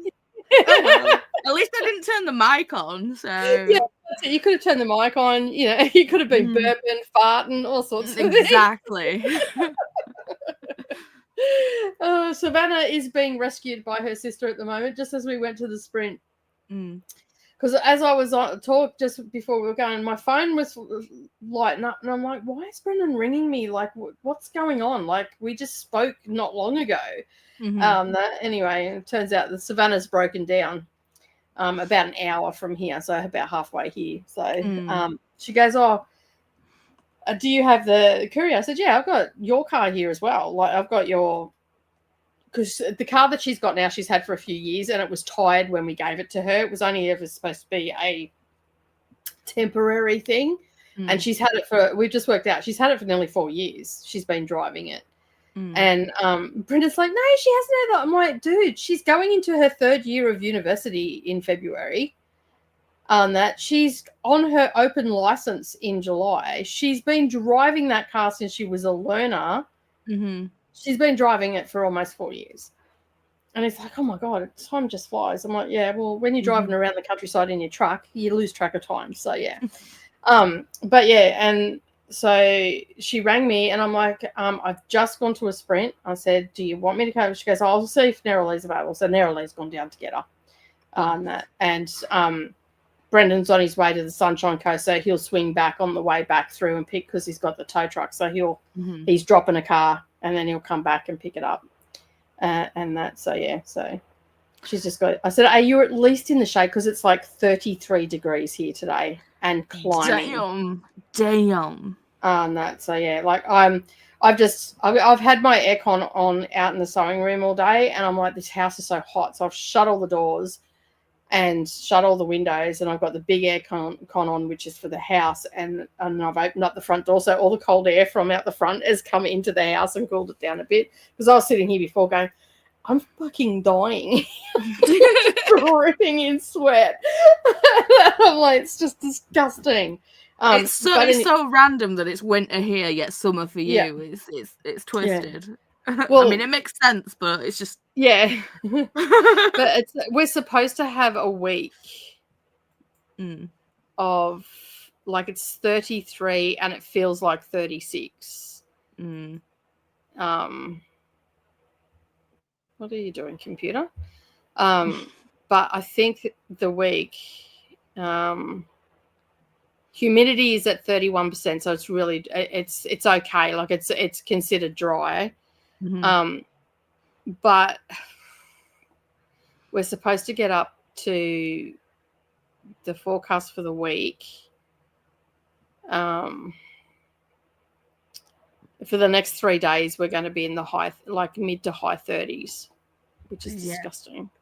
I couldn't survive in Australia. I really couldn't. I'm not built for the heat. But to be fair, our buildings are built for heat. Yeah. Like, so we've got 12-foot ceilings that, your heat compared to our heat, it's actually quite different because there's a couple of UK crafters that I follow that have come to Australia and like, you know, and of course you've got that opposite. So evidently in the comments, eventually weather and stuff like that. And a couple of them have said like, I would rather do a summer in Australia than in the UK. Because things are built, you've got there's no way for the heat to escape. Whereas you know, we've got big windows on our buildings and all that sort of stuff. We've got really high ceilings and everything's aircon most. Everything. None of that over here. Yeah, you know, and if you don't have aircon, you've got ceiling fans and you know, you've got all that sort of stuff. Lots of windows, so there's lots of cross airflow and all that sort of stuff. So you know, it's a bit different. Everything's insulated, like the roof's insulated, even though we've got tin roofs and stuff like that. We still, you know, it's still hot, but it's not where it feels like it's suffocating hot. And some of the houses in like Victoria and New South Wales that I've lived in that were built by, you know, English settlers and stuff like that, they're very much English style houses. So they're very claustrophobic. My parents actually, when I was younger, we lived in a house that was built, I don't know exactly when it was built, but it was close to settlement and stuff like that. It had been built upon and extended and all that sort of stuff, but it was very boxy and felt very claustrophobic. Like even in winter, it was really warm and really cozy, but summer it was just like, oh my God, we lived outside. Like we'd rather live out in the heat than be in the house. Because at least there was semblance of a breeze. That's exactly right. So yeah. Like my house here, we've like got 12-foot ceiling fans, aircon. All right, we've got we've got awnings over our windows as well to stop heat from coming in and all that sort of stuff as well. So yeah. But still, it gets hot in here. My bedroom is probably like an English house because it doesn't have a window. So I really should have made that room the library and had this room, but this area is where the couch is and that isn't big enough for a queen size bed. So so I may end up still swapping over. I don't know yet. Might get a single bed. So yeah, why not? I don't sleep with my husband anyway because I snore apparently. You know, never mind the fact that he snored all of our relationship and I was never allowed to opt out. The moment I start snoring, he was going like nothing else. I'm like, who put the rocket up your ass? To be fair, Chris and I both snore, but he's louder than I am. Oh, apparently I'm really loud, so who knows? I'm asleep, I don't hear it. Exactly.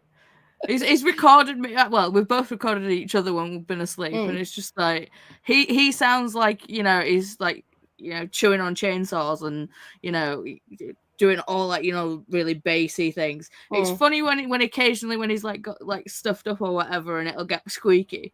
But yeah, I make weird noises in my sleep. Sound like I'm like sucking on a helium balloon, like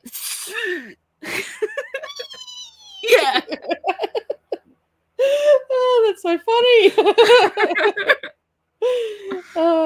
I've recorded myself like because I wanted to check if I've like had sleep apnea, but I have a rhythm and I don't stop. Like, I mean, I've woken up choking before because I've gone into such a dead sleep and it's been real. Like I haven't had enough. Like I've dehydrated myself during the day. I haven't had enough water and I've woken up like. Or I was at dancing one day and I was really tired and I was in the car and I'm like nodded off. And you know when you do that, like you snore back and it's like that. Yeah. That scared the crap out of myself. Well, you don't realize you're falling asleep and you hear something, you're like, what the? And I'm like, oh crap, that was embarrassing. Looked around, oh cool, no one was there. No one's there. It's all right. I've only ever done that twice in my life where I've fallen asleep at dancing. But yeah, because Neroli used to do dancing, so I'd hide out in the car park. I have no idea where I was up to. I didn't star it. I think this is where we're up to. Yes. Yeah. This is when the chat needs a gift. Good night to Kelly and sleep well. Chantel dropped in during that sprint as well. And everybody's saying hello. We also have Raven here as well. Thank you for joining. Hello, joining in tonight to work on my WIP, my YA dystopia. How's it going? You've been working on that for a bit now. I think you're doing you've been coming in and out of editing and stuff. I think, if I remember correctly. Hello. Love the ghosty Dory right next to the word reading. What? Where?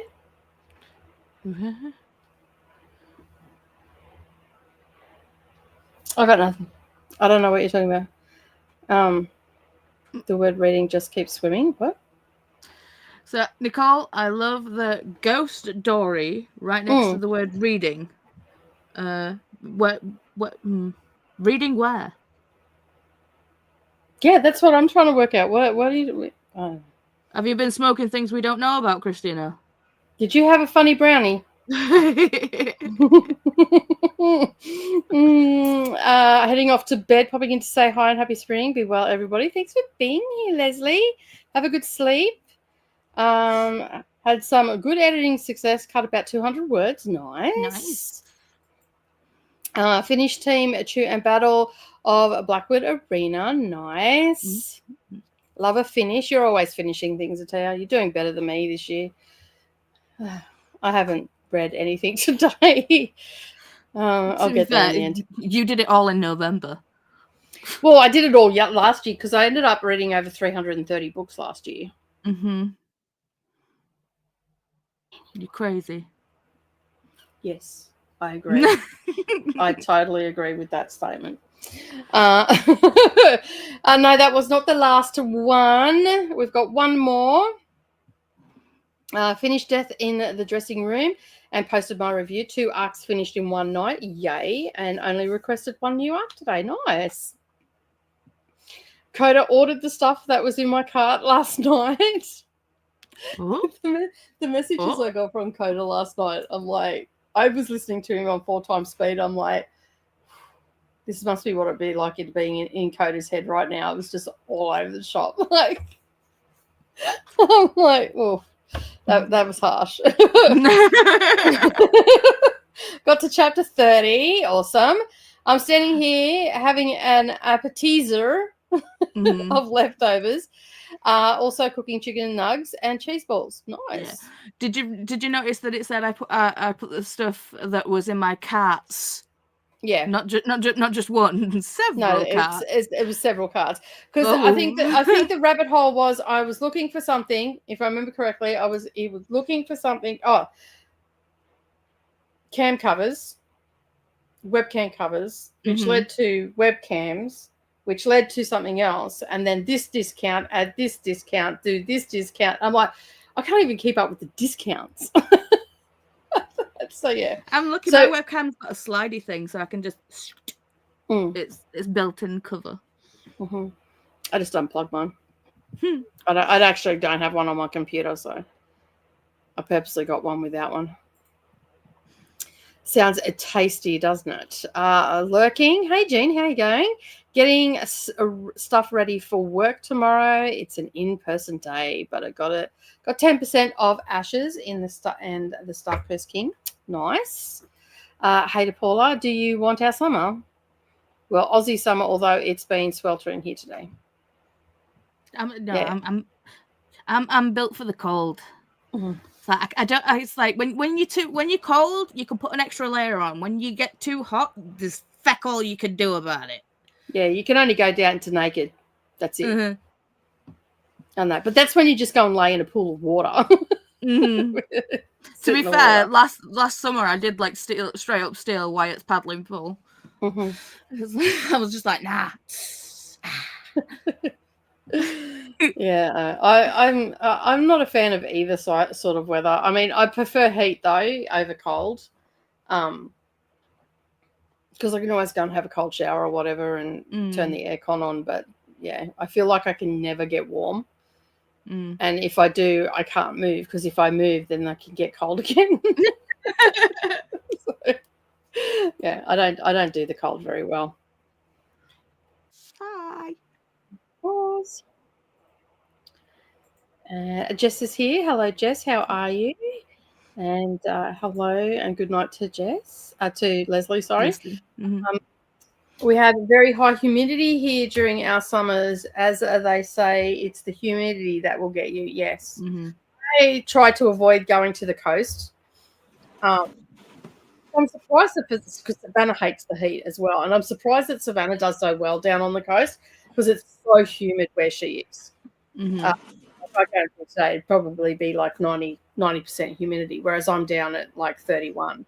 And sometimes we get even lower. So it's really dry outside. But that also has its problems as well. You walk out, it's like it's just incinerating your lungs with every breath. Well, I think I've become like, you know, the ultimate British person right now, where it's like my skin actually has like, British person or vampire.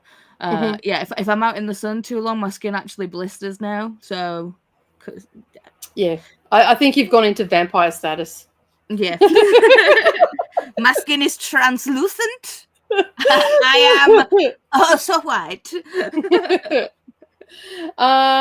In saying that, if that chat had a GIF, it would never end. True. If it was all GIFs, we'd never stop. Yeah, it'd just keep going and keep going. On the timer, there is a Dory, but it looks like a ghosty. Oh, well, there is.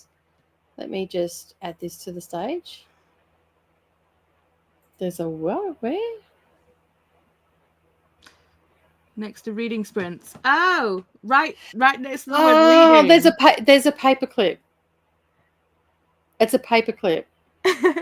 Is it like the old word clippy? Yeah, clippy. Yeah, it's clippy. So yeah, I'm trying to figure out what you're talking about. I'm looking on the back. I'm like, see now, Christina, it makes complete sense. But yeah. when we just read that comment, it was just like, huh? Are you seeing things? Do you need us to call someone and check you're okay?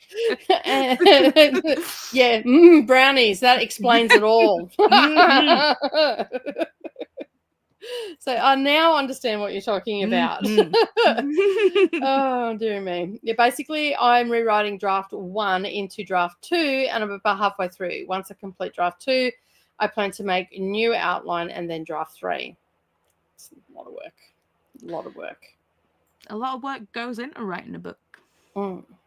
I'm reading My Roommate is a Vampire, and it's cute so far. Nice. I think I got that in a book box a while ago. The cover's cute. Someone else I know was reading it as well. I need to mute the TV so that I can actually go to sleep. Turns out I didn't mute you. Hello.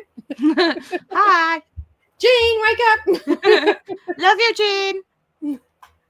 Good night, guys. Good night, Jean. Sleep well. Hey there, Bryce. Good night to Jean. Monica's also popped in as well, joining for the last sprint. Just got home from work and having a hard time with the heat. I'm not built for this weather. See, you guys have lots of what I would equate to English weather. And whereabouts is Monica? New Zealand. Yeah. That's why a lot of Brits live there. Go there. It's very similar. It's a lot greener, whereas we're only green in summer because of all the rain, and the rest of the time it's just brown, dead. The desolate wasteland. The gates of hell come to mind. You're just waiting for the flamage to happen. So yeah. Might try to read Fourth Wing next. I'm having FOMO. This will be like the 4th time I've tried. Well, good luck. I hope it takes this time. If it doesn't, just put the book back on the shelf and walk away. Yeah. Hey to Kay and Galinda. I would say, Bryce, if you can't get through Fourth Wing, you will definitely not get through Iron Flame. I understand the feeling of FOMO, but yeah. Or you could just go and get the Cliff Notes for the first 2 books and read the 3rd one and be done. Or you could just scroll on TikTok for about 5 minutes and just let have all the book talk girlies just going, oh my god, Shadow Daddies, yes. You did that so well. Am I wrong though? So well, I love it. Where's the lie? Where is it? Oh my goodness. Scrolling through audiobooks on NetGalley. Oh, be careful. Oh, be careful. It's dangerous. That's how I buggered myself up. I'm telling you. One thing I do like about the cold is that when it is chilly enough, all my cats sleep on me. Yes, built-in fur blankets. I get really warm weighted blankets. Very cozy. It's 27 degrees outside and 37 in my office. Ugh. It's 3 for me. See, right now, like I'm like, yeah, 3 degrees. I could do that for about 2 seconds. And then I'll be like, no, I'm going back. To be fair, I'm cycling constantly because, this perimenopause has got me going nuts. It's like, I'm so cold. Put on my giant fuzzy thing. Within 3 minutes, I'm cooking. I'm like, is it? I was so lucky. I did not. Oh, maybe I did get the hot flushes. Maybe I did, but it was in summer when I got them, so I didn't notice. But I didn't get any of the hot flushes. Thank God. I think I would have died. Yeah. It's okay. We love vampires. Yeah. I also identify as a vampire. Savannah identifies as a vampire as well. We always good red hair, really like the Scottish fair skin, but she has olive skin mixed in with it, so she doesn't go freckly. Yeah. And she doesn't burn she doesn't go into flames like me. Is Wyatt at work? I'm guessing. Yeah. Thank you. A paperclip. It looks like Dory. No, it's a paperclip. That's why you had me confused. I'm like, what are you talking about? Like, I don't mean to point out that you might be, needing medical help or something, but we were looking on our shelves, like, where? It's like, where's the word reading? Because I know I've got some weird stuff. I mean, I thought maybe it might be this or no Dory on my shelf. Sleep sweet. Hey to Monica. We should rename my roommate is a vampire to my roommate is Paula or Jess. Yeah. Hey there, Monica. As always, I have you on multiple machines currently in stereo in my apartment. You must drive your freaking neighbors crazy with my voice coming through. Especially when we get too loud and cackly. Yeah. I know. I was going to say, because I'm not exactly a quiet human, but I'm quite loud. So, yeah, I'm sorry, neighbours, if you can hear me right now. I'm sorry. But this is your daily dose. Now my child's awake, I feel like I can be more loud now. Yeah.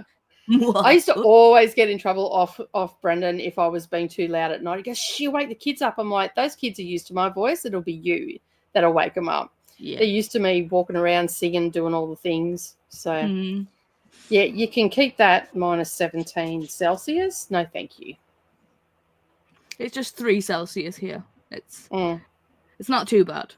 Yeah, I walk in 0 Celsius here. Like I get to minus 6 here in winter, but it's only for like a 4-week period out of the whole year that it gets that cold. So it's not like months on end or anything. I'm in the vampire clan too. Welcome to the club. It's 20 degrees Fahrenheit. It's been very cold. Yeah, no, you can keep all that. My favorite seasons are autumn and spring because summer is too hot and winter is too cold. Mine too. I prefer autumn because autumn, like you've gone through the hot. I think I like autumn because it's not freezing, but there's enough chill in the air in the afternoon at night that you can actually cool down, and it's still warm during the days here. So like you can still get 30-degree days here in autumn, but at night is when it cools down. So you get that break, whereas in summer it's just the gates of hell. And things just look pretty in autumn as well. Yeah, this is true. Look, I love Fourth Wing and Iron Flame. Paula isn't wrong. I'm also partial to the Shadow Daddy. I don't have TikTok. I feel like I need to go and watch these TikToks now. We had 11 inches of snow in the yard. Yep, you can keep that too. And mind you, I'm in the deep south. Okay, I'm not fit Not for fit for this. this. Oh, you said the bad word. Koda will show up now. Mm-hmm. Who's swearing? I'm actually going to send him a cross stitch. So it's let it snow, and then it's got a little pink thing down the bottom, and just on top of it, somewhere else. It says in it, so I'm going to send that over. Nice.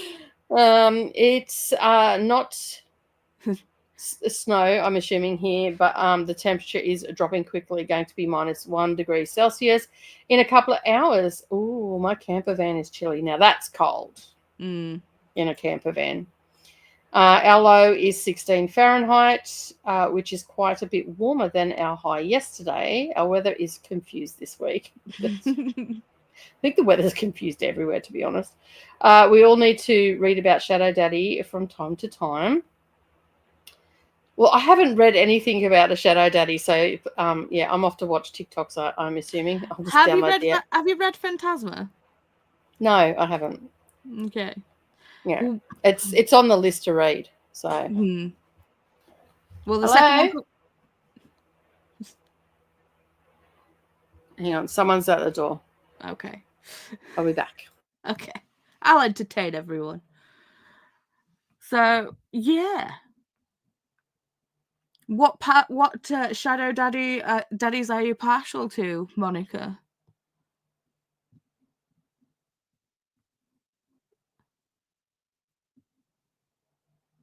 So Jess, I am too innocent to know what a Shadow Daddy is. Lies, Jess, lies.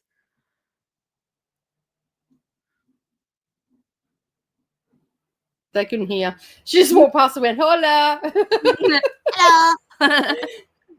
Savannah. She's like, let me in. Instead of answering, we say, oh, it's me. I'm like, go around the back. Freaking open up the door yourself. Like, geez, no, get your mother up and open the door. I'm too innocent to know what a Shadow Daddy is. That's what I was saying, lies. Straight up lies. I think so too. You're on Smut Mountain. What are you laughing at? Savannah? She's walking through the house cackling. What a weirdo. Oh my God. Someone else been on the special brownies? Yeah, I think so. I don't know what they do in Blackbutt, but anyway, obviously she got something from the bakery. That's and that's not including wind chill factor either. Wind chill, I hate wind chill. I can handle cold, but if there's wind, it just cuts right through me. I don't know what it is either, says Chantal. Do explain. I think it's that I don't know what Shadow Daddy is. Possibly, I don't know. I don't know whether I believe Jessica or not because of what she was reading recently. We've just been told by Koda to check our Voxer really quickly. Our Voxer? Plural? We'll check the Voxers. Is your sister still here or she left? Oh, did she?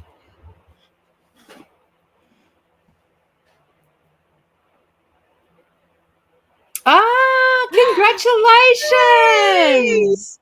I love it how we both did it exactly the same time.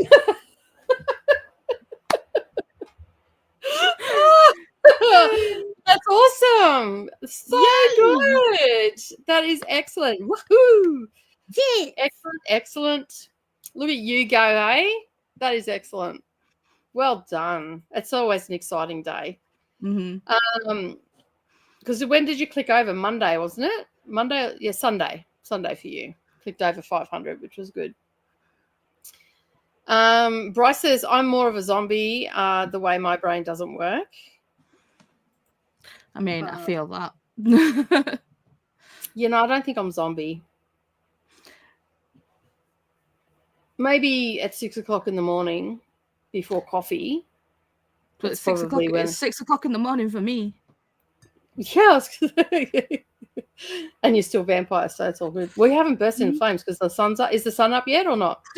No, it's winter in England. Behave yourself. No worries, all right.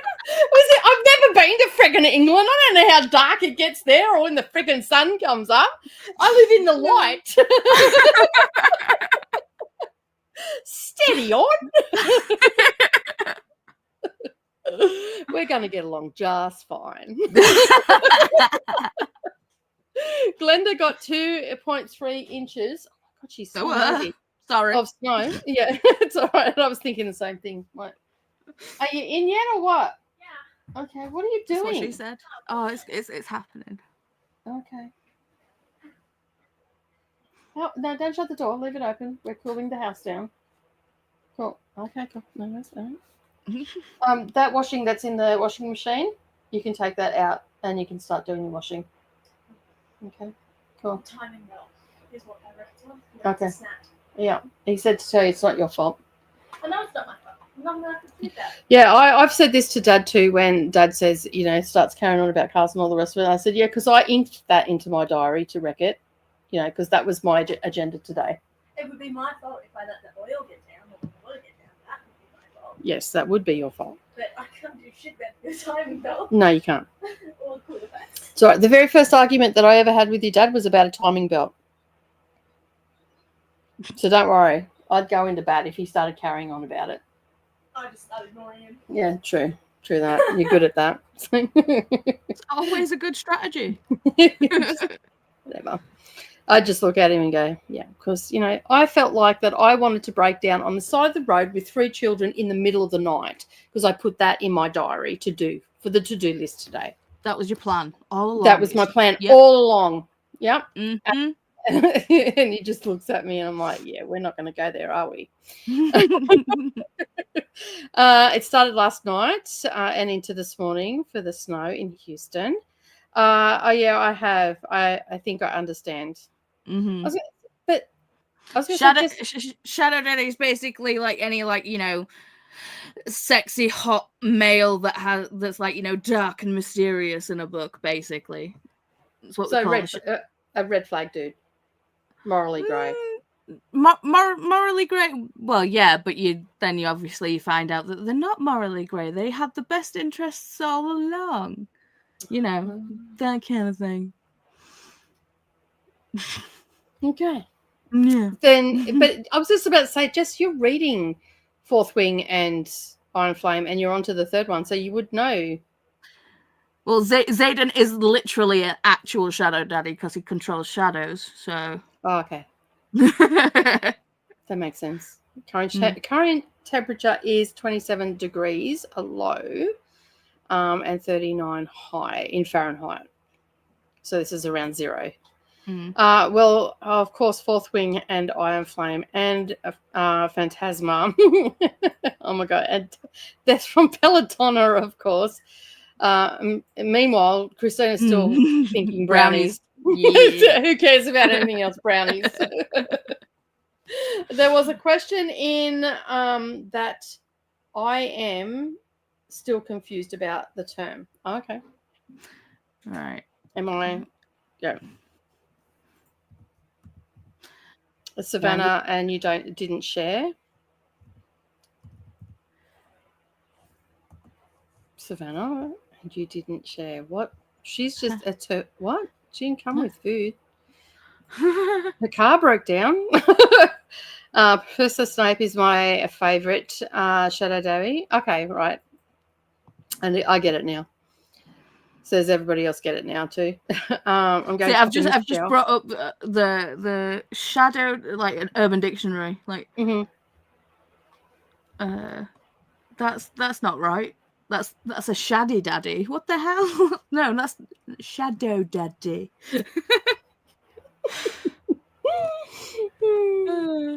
Christina, you're making me hungry for brownies. Funny brownies. Special brownies? Oh, I know what Koda saying because I said she was in black, but I don't know what she's had down there. Could have been anything. There's a bloody fly.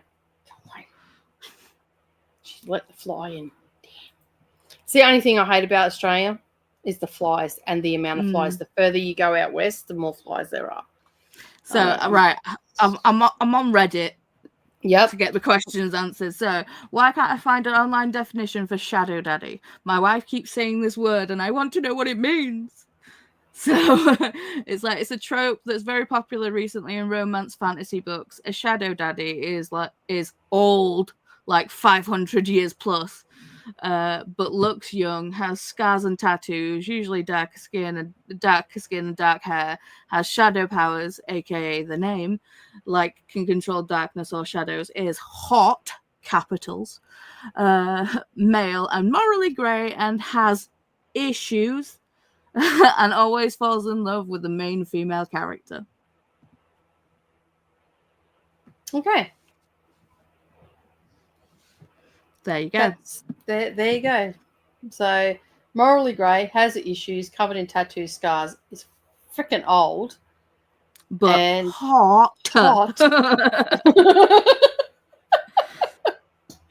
I think I want to go and see the definition on TikTok still, like, and see what they're all going on about. Sorry, Monica, have you read Quicksilver? Did you like it? Is it good? Because I think everyone just lost their shit over the cover and then we're just like, oh my god, I've got to read it. But I don't know people that have actually read it. So I've not read it. Yes, a little bit lower. My monetization first tier was approved just now. Yay! Yes. It's all monetized, so all the things will start happening. Congratulations. I live in the light. Yeah, I do. It's fucking bright here at 4:30 in the morning and it's still bloody light at 7:30 at night. And if I lived down south on daylight saving, it would be 5:30 when the sun come up, and then it'd be 9 o'clock before the sun went down. So I live in the light. Oh no, it's very hot. Granted, I feel like I'm right under the light because I'm burning up. I hear the weather in Oregon is a lot like England's. There you go. I don't have brownies either, but I want the special ones Savannah has. I always want ones Savannah has. She owes me so much Chinese food already. The brownies will help. He's eating so much. Oh, Koda. If only you knew how square pegged Savannah is. That is not even on her radar. That how she ended up with parents like me and Brent and why she chose us, I don't know. I'm a little bit concerned about her choices. And from Serpent, yeah. Anyway, I'll be quiet. So, Monica likes the shadow daddies. Yes. Say hello, they can see you. What's going on? Just hurry up, Okay, cool. Thank you. I appreciate that. Do you want to go and find Beans? Because Beans is at the back. Yeah, she's had babies. Has she? Yes. I told you she was pregnant. Yeah. You said no, she just ate a lot. No, she's fucking pregnant. Oh, whoops, sorry. Didn't mean to swear. It's okay. Like, your mother's been on screen. Do you think that they haven't heard it before? No, they definitely have, but... Hey, don't call me out like that. But they've never heard her swear. Oh, she always swears. She always walks in and swears. I'm like, I had to get a hold on it before I'm teaching little ones. But little ones are teenagers. Well, children the same age as you, essentially. Yes. You thought better of that because, like, you know where you're mentally you're at, don't you? Right? Yes. She's going to be a secondary school teacher, high school teacher. Because you can sass them and they don't cry. Well, I don't know. Have you seen some of the freaking snowflakes that are walking around these days? She can't hear you. She goes, have you seen some of the freaking snowflakes? Think about it. Think about how many people you've scared and made cry. I haven't made anyone cry in front of me, thank you very much. I don't know what they do when they go home. I'm not responsible for that. Paula's like, well done. No one cries in front of me. They probably wouldn't dare. They'd probably be scared. Oh, anyway. Did you bring food and stuff with you? No. Okay, cool. I figured we'd go shopping, but also I came in here to be like, do you want to go get dinner with me on Friday night? Where are we going? I don't know, where do you want to go? Like, because we've got so many choices in Kingaroy. Well, yes, but I don't know what's good around here anymore because they've all changed. Yeah, no, I haven't eaten takeaway in a long time. We can so go I don't over to the Nanega ourselves if you really want. Because Okay. I know that's good. Okay, we can do that. We'll see how we go on Friday night because I have stitching on Friday night. Oh, yeah. And I neglected them last year, so I'm trying not to neglect them this year. So We could do lunch as well. Like, okay, you want to cool. go out for a meal. All right. Who's paying Okay. though? Who's paying? Yeah. Well, she's a tight ass, so I just assumed that I'm paying for myself. So Oh no, that was me offering to pay. oh, she's offering to pay. well. Okay, yeah, all right, I'm going out. No worries, I'm going out to dinner. See you later, mate. Gotta go. End of stream. I give her heaps all the time because when she was still I'm at school, not getting you milk or bread. she was at work at the mall where the bread and milk is. Okay. Oh yeah, where the Right? food lives. Yes. Where the food lives, where you go to purchase the food. And I sent her a message one day. I said, hey, can you grab me some milk on the way home? She went into this whole spiel about how she couldn't afford to buy me any milk. And I'm like, Savannah, I'm good for the $2. It's not $2. I like that you think milk is $2. Well, at the time, it was $2. It's true. And that. So, because that was years ago. Okay. Do I need to explain the concept of time to you now, too? I just finished doing that. I just finished doing that with your father. And anyway, she's like going on about this milk. So now anytime I go, it's okay, Savannah, I can get my own milk, or can you buy me some milk? And all I get down the phone is, fuck off. I really didn't like going to Woolworths after work. I hated going from work. So you blatantly lied to me and told me that you didn't have $2 when I know in actual fact that you've got money. I pretty much knew that you knew, and that you knew that I was lying. I just kept on it though.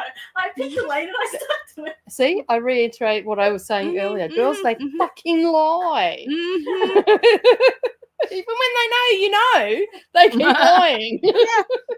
I wasn't going to pick a different lane. I picked one lane and I had to stay. Well, at least you were consistent then. I'll give you that. This is the hill that I will die on. Stay on. Yep. And I'm not buying your fucking milk, Mum. Even though I'm holding the shiny $2 coin going, I'm good for it.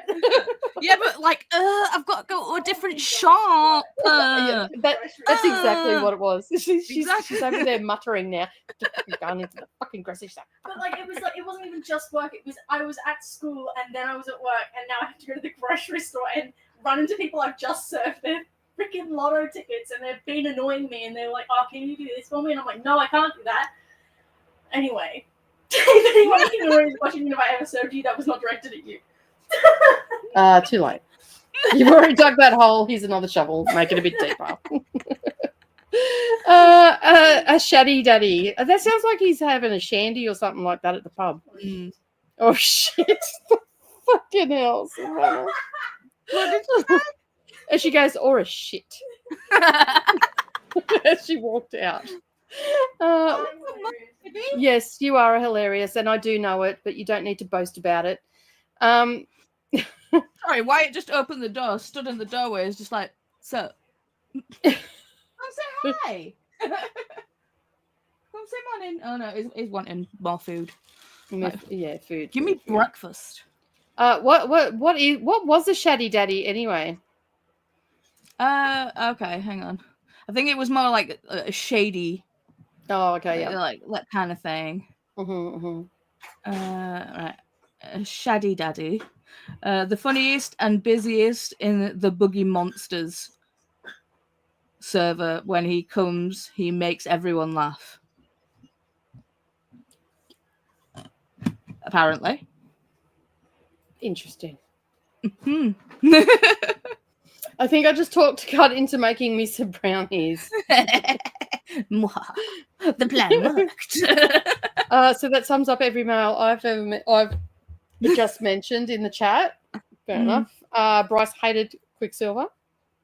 Quicksilver was 4 stars.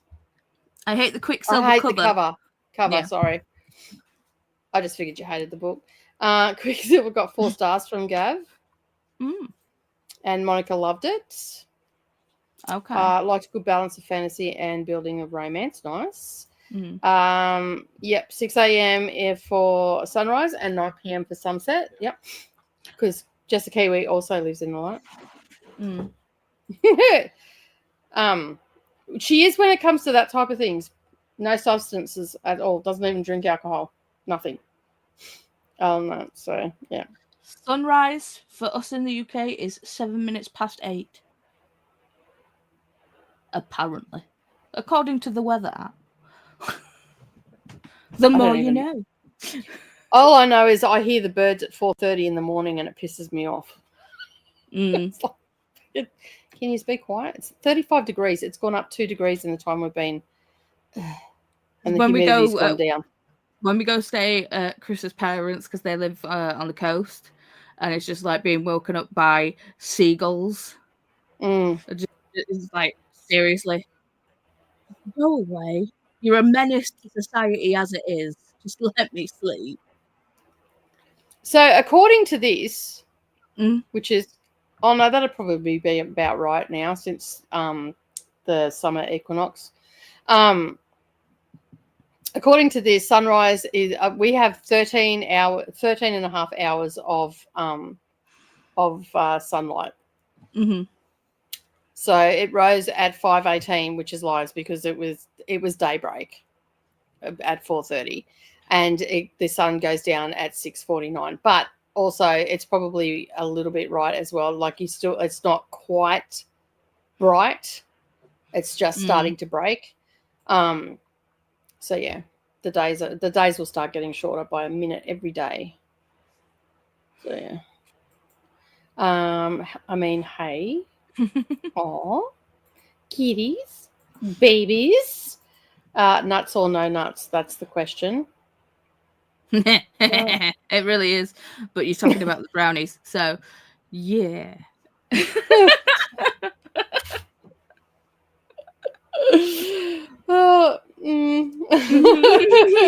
I'm just gonna leave that one. I'm just gonna leave that one. Pretty dress, Jesus fuck Savannah. I'm watching it now. Beans wasn't walking around with huge like no. Gonna get a massage my belly.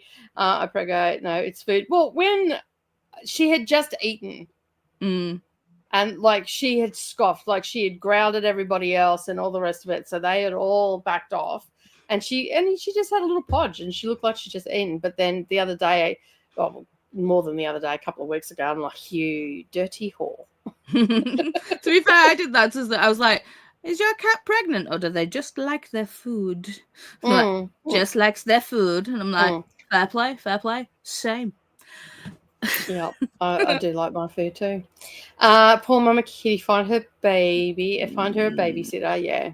Oh, she's got brims all over it, but I don't know where she's had them. So she was out there fat yesterday, and this morning she's not so fat. So I'm like, where are your babies? That you've hidden them somewhere because normally she's normally inside. So between her being outside during the day and bringing her in. I couldn't bring her in last night because she'd left it. She's got her babies out there somewhere. And it's a big backyard. So, wait, what's Savannah buying us? I know she's taking me out for dinner on Friday or lunch for Friday. I can't go on Friday during the day. Did you see the comment above that? I think me and Koda were on the same. Me and Koda were on the same page. Nuts, always nuts. Yeah, nuts. Yeah. She's like, you don't give me milk, so I'm not giving you any. I know it's like. I deny the light. 8:07 is a respectable sunrise. It is. I could live with that. Fine. I'll just make chicken salt popcorn. I've got some of that sitting on the table for later. I made some earlier, so I'll be eating some as well. All right. Well, we have been going for nearly 7.5 hours. That there was supposed to be a fourth one. That are you hanging around, or are you going to go and get some sleep? Or I'm fine. Okay. I'm good. I mean, your child offered to buy you food, but you know. Yeah, not today though. Apparently it's on Friday. I've got to wait till Friday for it. Today's Wednesday, so rude. I know. Like, why offer? Maybe offer on the day, not 2 days beforehand. Yes, I am doing one more. I'm about to spin the wheel. So I was just making sure Paula was going to stick around. All right, let's bring the wheel up. Share this tab instead. Add it to the stage. And Christina says that depending how long it is, I may stick around. Awesome. All right, let us spin the wheel and, find out how long we're going for.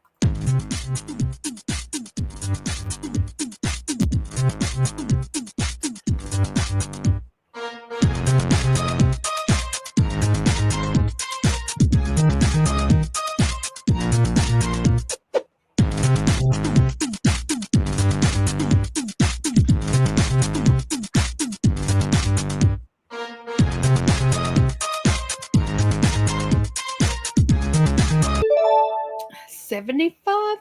First time I've had to change it. Wow. It's been a good day for sprints today. All right, 75. I think I've been sprinting since about 4 o'clock my time yesterday. In the afternoon. So that's what? That's 12. What do you do? See, almost what? 16 hours, 17 hours? Wow. Stamina. All right, let me go. I'll be dead tomorrow. It's fine. Yeah, I was going to say, we won't see you for the rest of the week.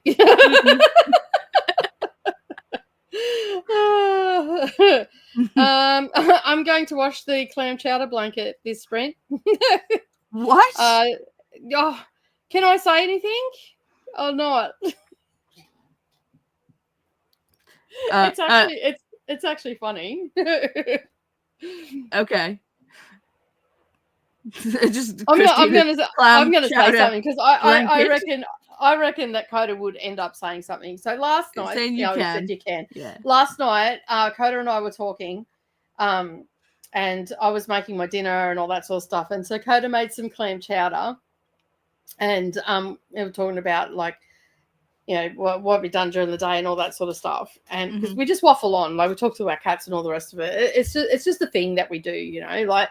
And anyway. This morning I listened to his message and he had his clam chowder but fell asleep momentarily with a little bit left in the bowl and woke up still holding the bowl and the spoon in one hand and didn't realize that we're still holding the bowl of soup and spilt it in his lap. And I laughed. I'm such a good friend. I laughed and I laughed and I laughed. That'd be something stupid that I would do. But that's what true friends do. True friends laugh at the other friend's misfortune. You can always tell a real friend. It's like if you fall over and a friend comes to help you up, they're not your true friend. If they stand there pointing and laughing, then they're your mate for life. I'm that friend. Anybody's mishap, I am laughing. And I'm like, I'm so sorry I'm laughing. I just wish I could help you, but I'm laughing so much. I'm sorry. It's not, I don't wish I could help you. I'm just like glad it's not me. Yeah, that's it. That's probably more to the point of the train of thought. Jess Kiwi says that it's perfect. Clam chowder blanket. Clam chowder, you can. Christina's hungry for everything. I think Christina's stoned. Like, because it doesn't matter what we're mentioning. Christina's just got the munchies. Munchies, yeah. I say that you're stoned and you go, I am. She's not. She's hungry for everything. I'll help you up as I laugh. Yeah, no, I'm useless. Yeah, I'm useless. I can't help you. I'll be on the ground. At this stage in life, I'd probably laugh and then I wouldn't be able to help you up because I'm probably holding in pee. It's like, I can't help you up. I'll pee myself. Paula's switching books to Misery by Stephen King. Awesome. All right, so let's start the timer and get this last sprint. This is the last sprint underway, and we'll see you on the other side of 75. Happy reading, everybody.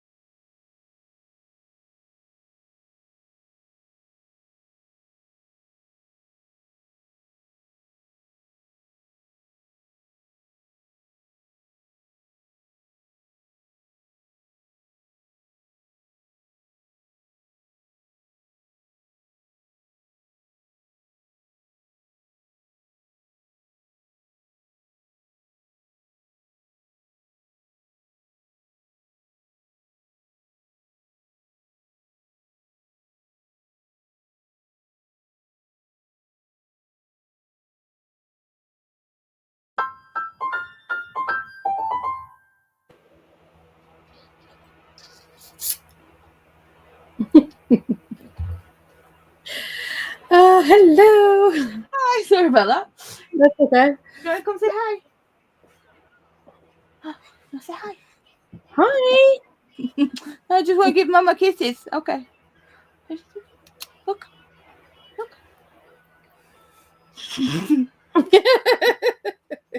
Thanks, baby. Love you too. Ah, I know. High five. ah. High five. Yay! You're gonna go have a shower. Yes. Are you gonna go have a shower? So, hi. Didn't really read that sprint. That's fair enough. I didn't either. I did make a shopping list because I've got to go shopping. The child's here. I have to feed it. Same. Yeah. I'm like, damn, I could have gone for another 3 or 4 days before getting food, but all right. I guess you don't always eat what I eat, so. Mm. And then I'm like, is there anything you need to put on there? Oh, chocolate. No, I'm not buying chocolate. You buy that. Corn chips. Not buying corn chips. You can buy that. So. It's like, I'll feed you actual food. You buy your own snacks. Yeah. So I'm just double checking that I've got everything, but I'm pretty sure I have on that. With those ingredients, I can make a lot of food. So, yeah. See, I went to the shop. Well, to be fair, I was working in the supermarket. I know. Go find Dada. Ooh, go find Dada. Okay. Kiss before you go. Okay. Thanks. Oh, no. Mwah. Go on, go find Dada. Kids, eh? Yeah, fully. But yeah, I was working in the supermarket and I was like, right, I'm gonna get stuff for a lasagna and make a lasagna when I get home. Got everything. I got even extras like garlic bread and whatever. Mm-hmm. Got home, forgot the mince. Like, right. Okay, yeah, I've got mince written down because she's like, I want to have spaghetti. Actually, I want lasagna, and I'm like, okay, that's easy enough. I've got most of the ingredients. And she goes, oh, you need to get pasta cheese. I'm like, can I just make my own? She's like, yeah, okay, whatever. So yeah. We'll see how I go. I might just. I mean, usually they're only $1 for a sheet because I only make a small one. I don't need to make a huge one. So, and I've got an air fryer, so I can't exactly have a big thing of. It's only small, so it's a air fryer / oven. Mm-hmm. So we just bought a new air fryer because the other one, basically the basket just detached from the handle. Yeah. So we just bought a new one with 2 compartments. Mine's actually an oven / air fryer, so I can actually bake in there as well. So it actually has a little, like, it's just like a little countertop one, and I can pull. It's got a door and all that sort of stuff. But yeah, so I can bake and all that sort of thing in there. I make cakes and stuff in it as well. So, which is really good. So yes. I can't believe you're still awake. I'm almost half asleep. To be fair, I was looking at, like, because Dee Dee's starting at 12. I'm like, will I still be awake at 12? Shall I message Dee Dee? Shall I just go and go and go and go? Do your own 24-hour sprints. Pretty much, yeah. Let's go. Just sprint hopping from everyone's channel. Hello, Megan. By the time you get to the end of your hair, it'll just be all disheveled. It already is, mate. It looks fine to me. Koda won't be able to help you up because he'll be filming and laughing. The only thing I'm on is a caffeine and no sleep. Yeah. It's the things. Yeah, same. Yeah. I usually only eat once a day, so this is when I'm hungry right before bed. Yeah, I normally skip breakfast and lunch and dinner. I have dinner, late night snacks, but I need to eat better. Yeah, I'm trying to, like, I've always skipped breakfast, but I usually get to like 1 o'clock and I need to eat something. And for the last couple of days, I've been having my real heavy meal in the middle of the night, in the middle of the day, and then just having toast or eggs for dinner, and that seems to be working for me. Dude, he's like wide awake or shocked that you're still here. Possibly. I mean, they've given me new tablets that I've got to take in the morning with food. So I'm just like, a handful of nuts counts as food, right? Yeah. Cool. Yeah. I mean, if you can't, you could, like, even if you like had like a protein shake or something, that constitutes it as food with medication, because that's what a lot of time you get in hospital is a protein shake. Yeah. That so. All the hellos, and as you're saying, that was our last sprint, and so I can't believe I went for almost 9 hours today. So and the wheel gods were shining in our favor, like 90-minute ones, very long ones, which is good. So yeah. And I never get hungry until the afternoon. Then it's too close to supper, and then I'm starving at bedtime. But a natural clock is vampire time too. So hope you all have some good snacks or treats. I'm actually going to make. Actually, I didn't write down the ingredients for them. They look like what are they called? They're made with chia seeds. Like chia pudding?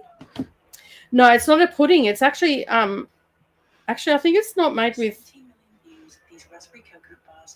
No, these are different ones I was thinking about. But they look like cherry ripe. So they've got raspberry and coconut.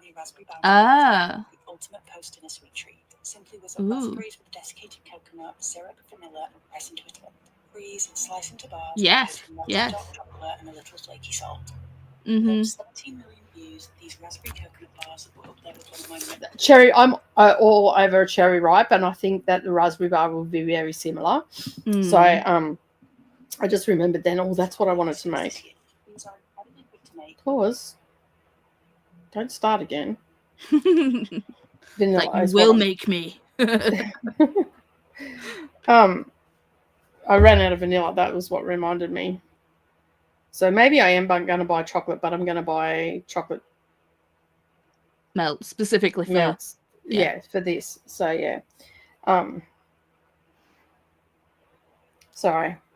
If I don't remember, I'll crave it, and then I'll go stupid and eat a lot of crappy shit. So yeah. And I'm trying to only shop once a month because it saves me money. So if I've got the stuff that I have here, like if I've got stuff here to make stuff, then it'll be better. And I've got chia seeds, and I do often make chia pudding. I made a strawberry chia pudding the other day, and it was so good. It was just missing the yogurt, but the yogurt was like $10 for a kilo tub. And I'm like, yeah, I'm not like, that's off milk. You're charging me $10 for off milk? I don't think so. There's a little bit more extra to that, but I mean, true. Yeah. But to be fair, the prices of butter have gone freaking nuts as well. So I'm actually going to be shopping at 2 stores. I'm going to go to Aldi first to get the bulk of my stuff because it's cheaper there before I go into Woolworths. And I'm going armed with a list so I don't overspend. Because like when I go to Aldi, I'm going to buy like 12 litres of almond milk. I'm going to buy all the cat food for the month and all the dry cat food for the month, the toilet paper, all those sort of things that are expensive at Woolies but cheaper at Aldi. Like even to buy olive oil is cheaper at Aldi than it is by like almost $6. Yeah. Than it is to buy at Woolies. So Woolies is like it's like your corner store of the supermarkets. It's super expensive. So yeah, and there's a few things that I don't normally get that I'm actually going to get. I don't normally get ramen noodles, but they're good for a snack. So I figured I'll grab some of them. They're only like 19 cents a packet at Aldi. It's like I've gone off noodles. It's like noodles, like chicken noodles, were like my like hyperfixation foods, and it's like I just eat them every single day until like Chris made me in one day, and I was just like, see, I don't eat them very often, but when I do make them, I usually chuck in cabbage and broccoli, and I'll fry up a couple of eggs into an omelette and slice that up and chuck a little bit of extra soy sauce and actually turn it into a meal. So I end up making a $1.50 meal out of a 19-cent packet to bulk it up and stuff like that. And then I won't eat all of that either because that bulks it up so much. I'll only eat half of that and then put the other half for the next day for lunch and stuff. So yeah, I'm just trying to get back to just making stuff, and I've got to get this month I've also got to get a couple of pots so I can because there's a brown snake up the back. I ain't going near the fucking garden while that's around. Mm-hmm. And I'm like, Brendan, you need to come and move some stuff so I can see where it is, and I've got to get netting and mesh and all that sort of stuff and just clear up the area up there. So I just figured I'll go and get a couple of pots and grow some silver beet and lettuce and all that sort of stuff down here near the house. Mm-hmm. And that'll give me my greens and stuff, because that doesn't take long to grow. They like within 4 weeks, those things you can harvest. So I wish I had a green thumb. I love watching like gardening, like, you know, people that like, you know, do homesteading and stuff like that. I love watching all that stuff, and it's just like, I wish, but no, no green. I don't always get it right. But I if I can grow a zucchini plant, like I'll probably go up the back next time the lawnmower guy's here. When he's here, I'll go up the back and I'll we'll get up there and clean it all out and all that sort of stuff, because he'll have made enough noise to get whatever's there out. And I'll take the cats up with me. Once I get it all cleared out and all the rest of it, I'll get Brennan to get me some mesh, like weeding mesh to put around it, and then I'll just get some rocks and put around it. And then I can plant my zucchini plants and stuff up there because they grow so big. And they grow really quick here because like if we get humid weather, rain and heat, I can watch my fucking grass grow. Yeah. That like I sent a message to the lawnmower guy last week. I'm like, dude, rain, hail or shine, you need to come down here, or otherwise I'm going to lose you in the backyard. And as it was, there was brown snakes in the backyard because it was so like there'd been so much moisture around. And for those that don't know, the brown snakes are the deadly ones. They're not the ones you want. That if I want to have snakes in my backyard, I want red belly black snakes because they keep the brown snakes away. That so, but yeah, so you're dead within pretty much minutes if a brown snake bites you. That so yeah. So my backyard's a bit treacherous at the moment. Yeah, we don't want that to happen. No. I said to the lawnmower guy, I'm like, you do realise that if you get bitten by a snake, I'm not coming up to help you. I'm standing here behind the door dialing 000.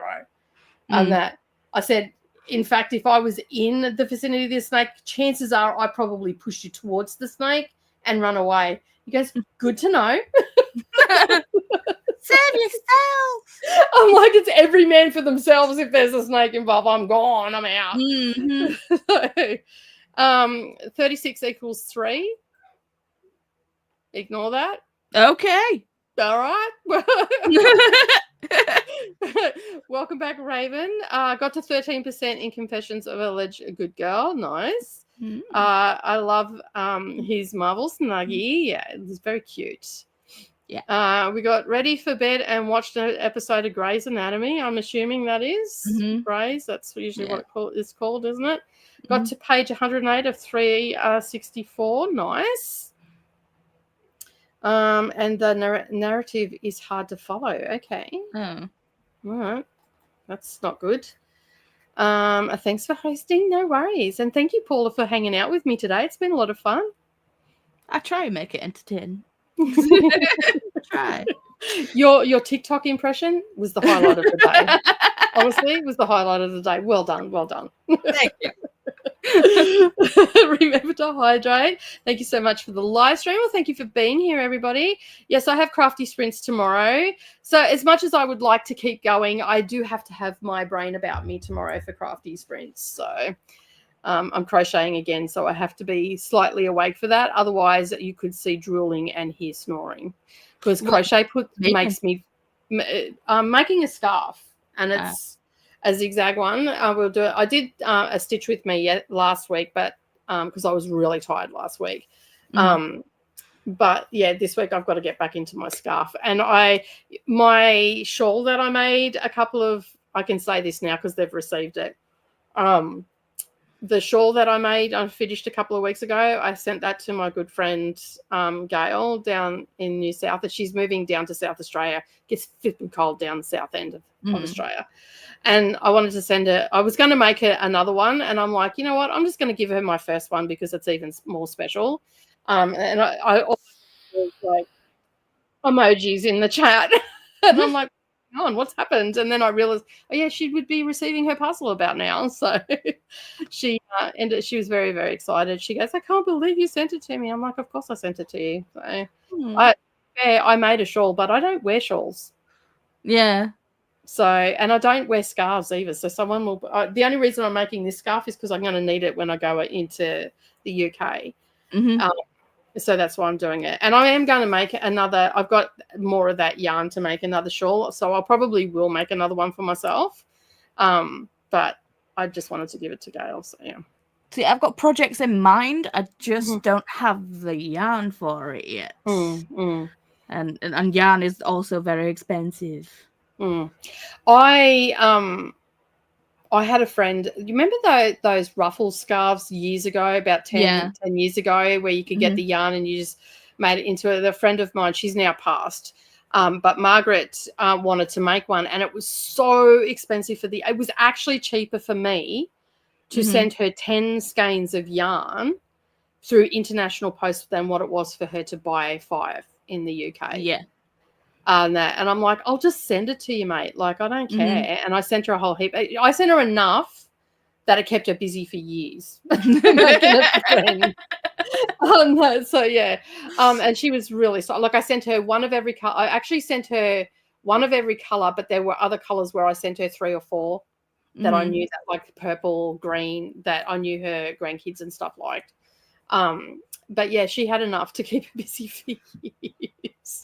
Yeah, I was so annoyed because when we first moved to this area in Leeds, there was like a huge wool shop, and it's like, I was like, yes, let's go.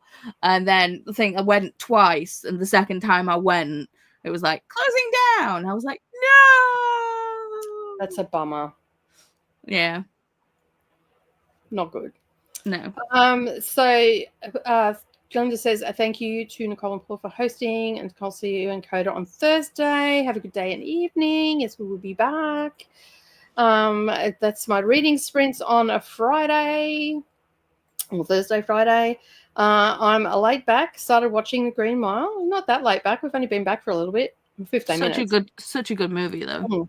It is a good movie. I watched Unbreakable after talking about that yesterday, Jess. I watched that last night. But Split's not on any of the streaming service. I have to buy it. And I'm like, that's just rude. What's Split? Is that It's the second one after Unbreakable. Bruce Willis was in the first one with Samuel L. Jackson. And then the second one's Samuel L. Jackson's. I thought it was Glass, the second one. And then no, it's the third one. Well, when I looked it up, it's saying that Split's the second one. So I don't know. I don't know now. But yeah, that's what came up. And Glass was the third one.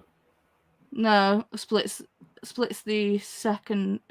Hang on, that's the one with James McAvoy, isn't it? Oh, Split, yeah. Yeah, that's the M. Night Shyamalan Ding Dong one. That one, yes. Yeah. Yeah. And that's so Split's the second one, and then Glass is the third one. Oh, okay. Well, that's what it was saying yesterday, so yeah. I didn't know they were all part of the same universe. I knew that, like, what Unbreakable and Glass were, but I didn't know Split was part of it. Apparently it's part of it, so yeah. No worries. Chris, thanks for being here. Looking forward to Crafty Sprints tomorrow. So am I, actually. Paula's next sprints, which are Tuesday? Monday. Tuesday for you, because, time zones. Yep. I mean, I am in the future after all. This is the sprint sheet if anybody is looking for it. And Koda is heading to bed. Have a great night, early morning, Paula, and evening, friends. It's almost mid-morning now, isn't it? Be, 7 o'clock, 8 o'clock? 8 o'clock, early. Yeah. Sleep Sweet Koda. Brownies were good, though. Awesome. Yeah, I've got the ingredients for brownies on my list as well. And I'm also going to make a chocolate slice. I'm going to grab a couple of oranges and make an orange cake and freeze that. So basically what I'm trying to do is not buy any junk food. I'm just trying to make the junk food, because then that's an effort to make it. So I'm less likely to eat it.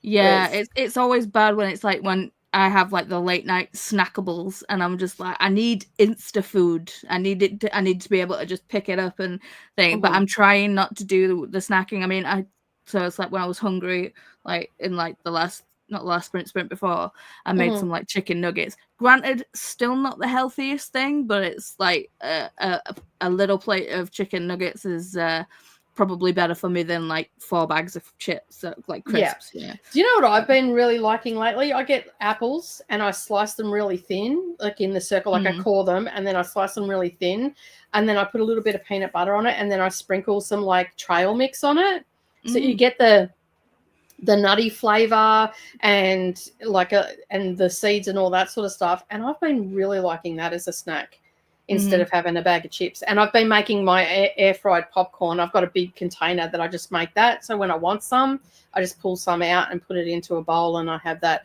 Although I did make a big container of it on the weekend and ate the whole lot in one sitting because I was watching a movie and I was just eating without even thinking. You don't even realize it though. Yeah, and then I'm like, holy alcohol, I ate that whole fucking thing. Jesus Christ.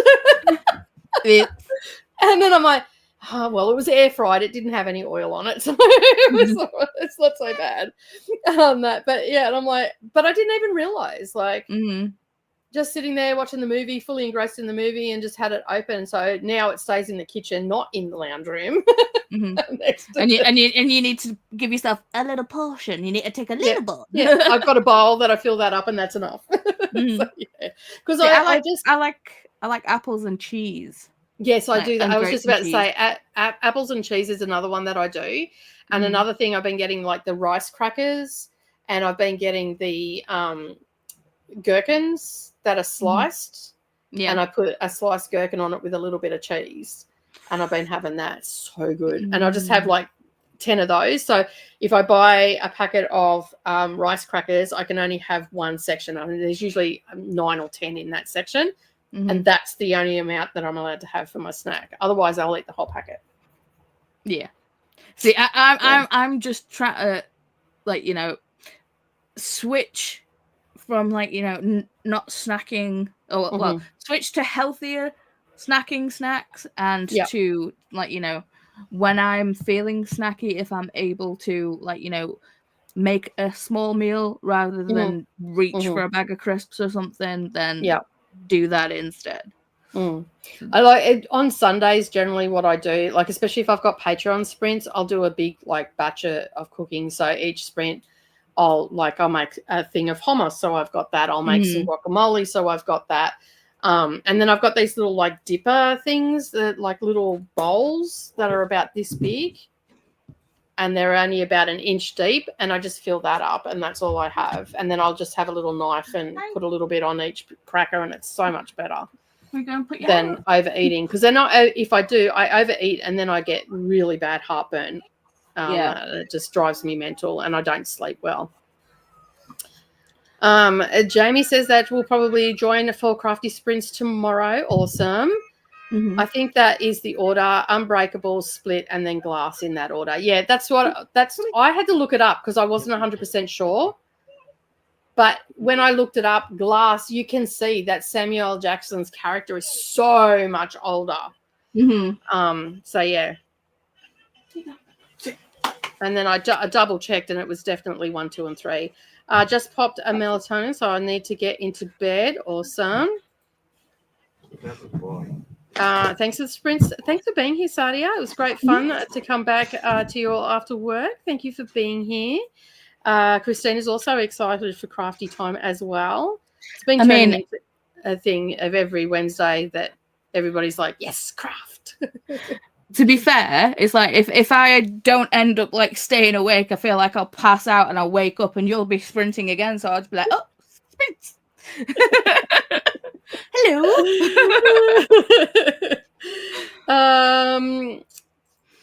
Did you see it, Nicole? It moves so much better now. The I did. Did I not like it or comment? I must have just looked at it and went, oh yeah, I'll get back to that, and never went back to it. I'm sorry, Christina. I did actually see your scarf, and it looks so much better. It did. Oh, well, did you block it?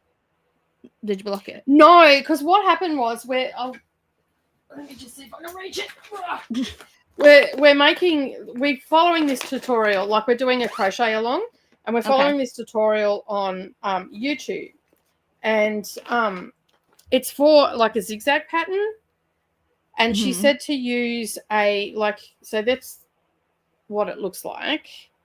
So this is where I've got the tension really good, like it's a little bit less stiff, whereas down here it was so much stiffer than and it's basically that she says to only go up, I think it was it a hook size or half a hook size or something, and Christina's gone up to from a 6 to a 10, and it's more it's not as stiff. Like this is quite stiff in my opinion. Like it will drape and all that sort of stuff, but still it feels quite stiff. So yeah, I just think it'd be better if you used a bigger hook, and I agree with Christina. Look, go up 0.5, she said, but yeah, it was just not enough. And I've gone too far to pull it out now, so I'm not going to pull it out. I'm just really loosening up my tension on it, and it's a lot easier. So it's just got the single crochet, and I've also found other ones that do the zigzag where you don't actually go 2 rows down. You actually go into the row down. This when you're doing it, you're actually not going into this chain stitch. You're actually going in to one down further. So not the top, down one. And it'll be good for like a blanket. Yeah. That to keep, because you can see there, like it'll be good for a blanket, but for a scarf, I don't think so much. I think it'd be better to actually do the zigzags in the top, and I've actually watched a few that do it in the top, and it does look more fluid, like more flexible and a little bit softer. So we'll see how we go. I ended up finding some more of the same yarn, so I can continue on. But that's already one ball of yarn that I've used on that little section. So, and I'll need it to be at least 4. So I bought 7.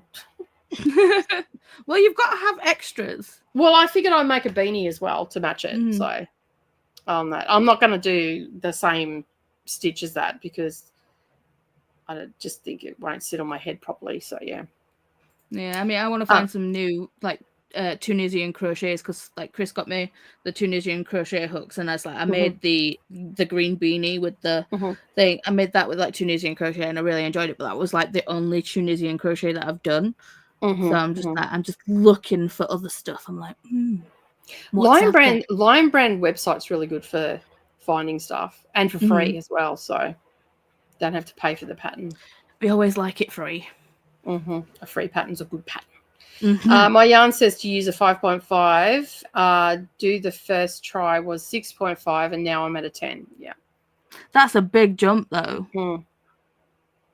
And it's an infinity scarf, and it connects, so it wraps around a couple of times, so it needs to be longer. Yeah.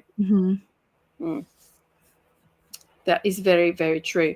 But with that, we're going to bid you farewell. Thank you so much for being here today, Paula. It's been a lot of fun. I'm glad that you stayed up all night. I feel like that you're just, when you crash, you're going to crash hard. Probably, but you know. Like I said, I might still be awake at like midday, so I feel like I'm gonna message Dee Dee and like, you know, say, send me a link. If I show up, I show up. If I don't, I'm asleep. That's it. That's exactly it. I may or may not be there. We'll just have to wait and see. Yeah. All right, we're going to bid everybody farewell. Don't forget to do all the things. Head over to Paula's channel and give a like on the latest video. Also, subscribe while you're there, and while you're here, do the things, a thumbs up and subscribe as well.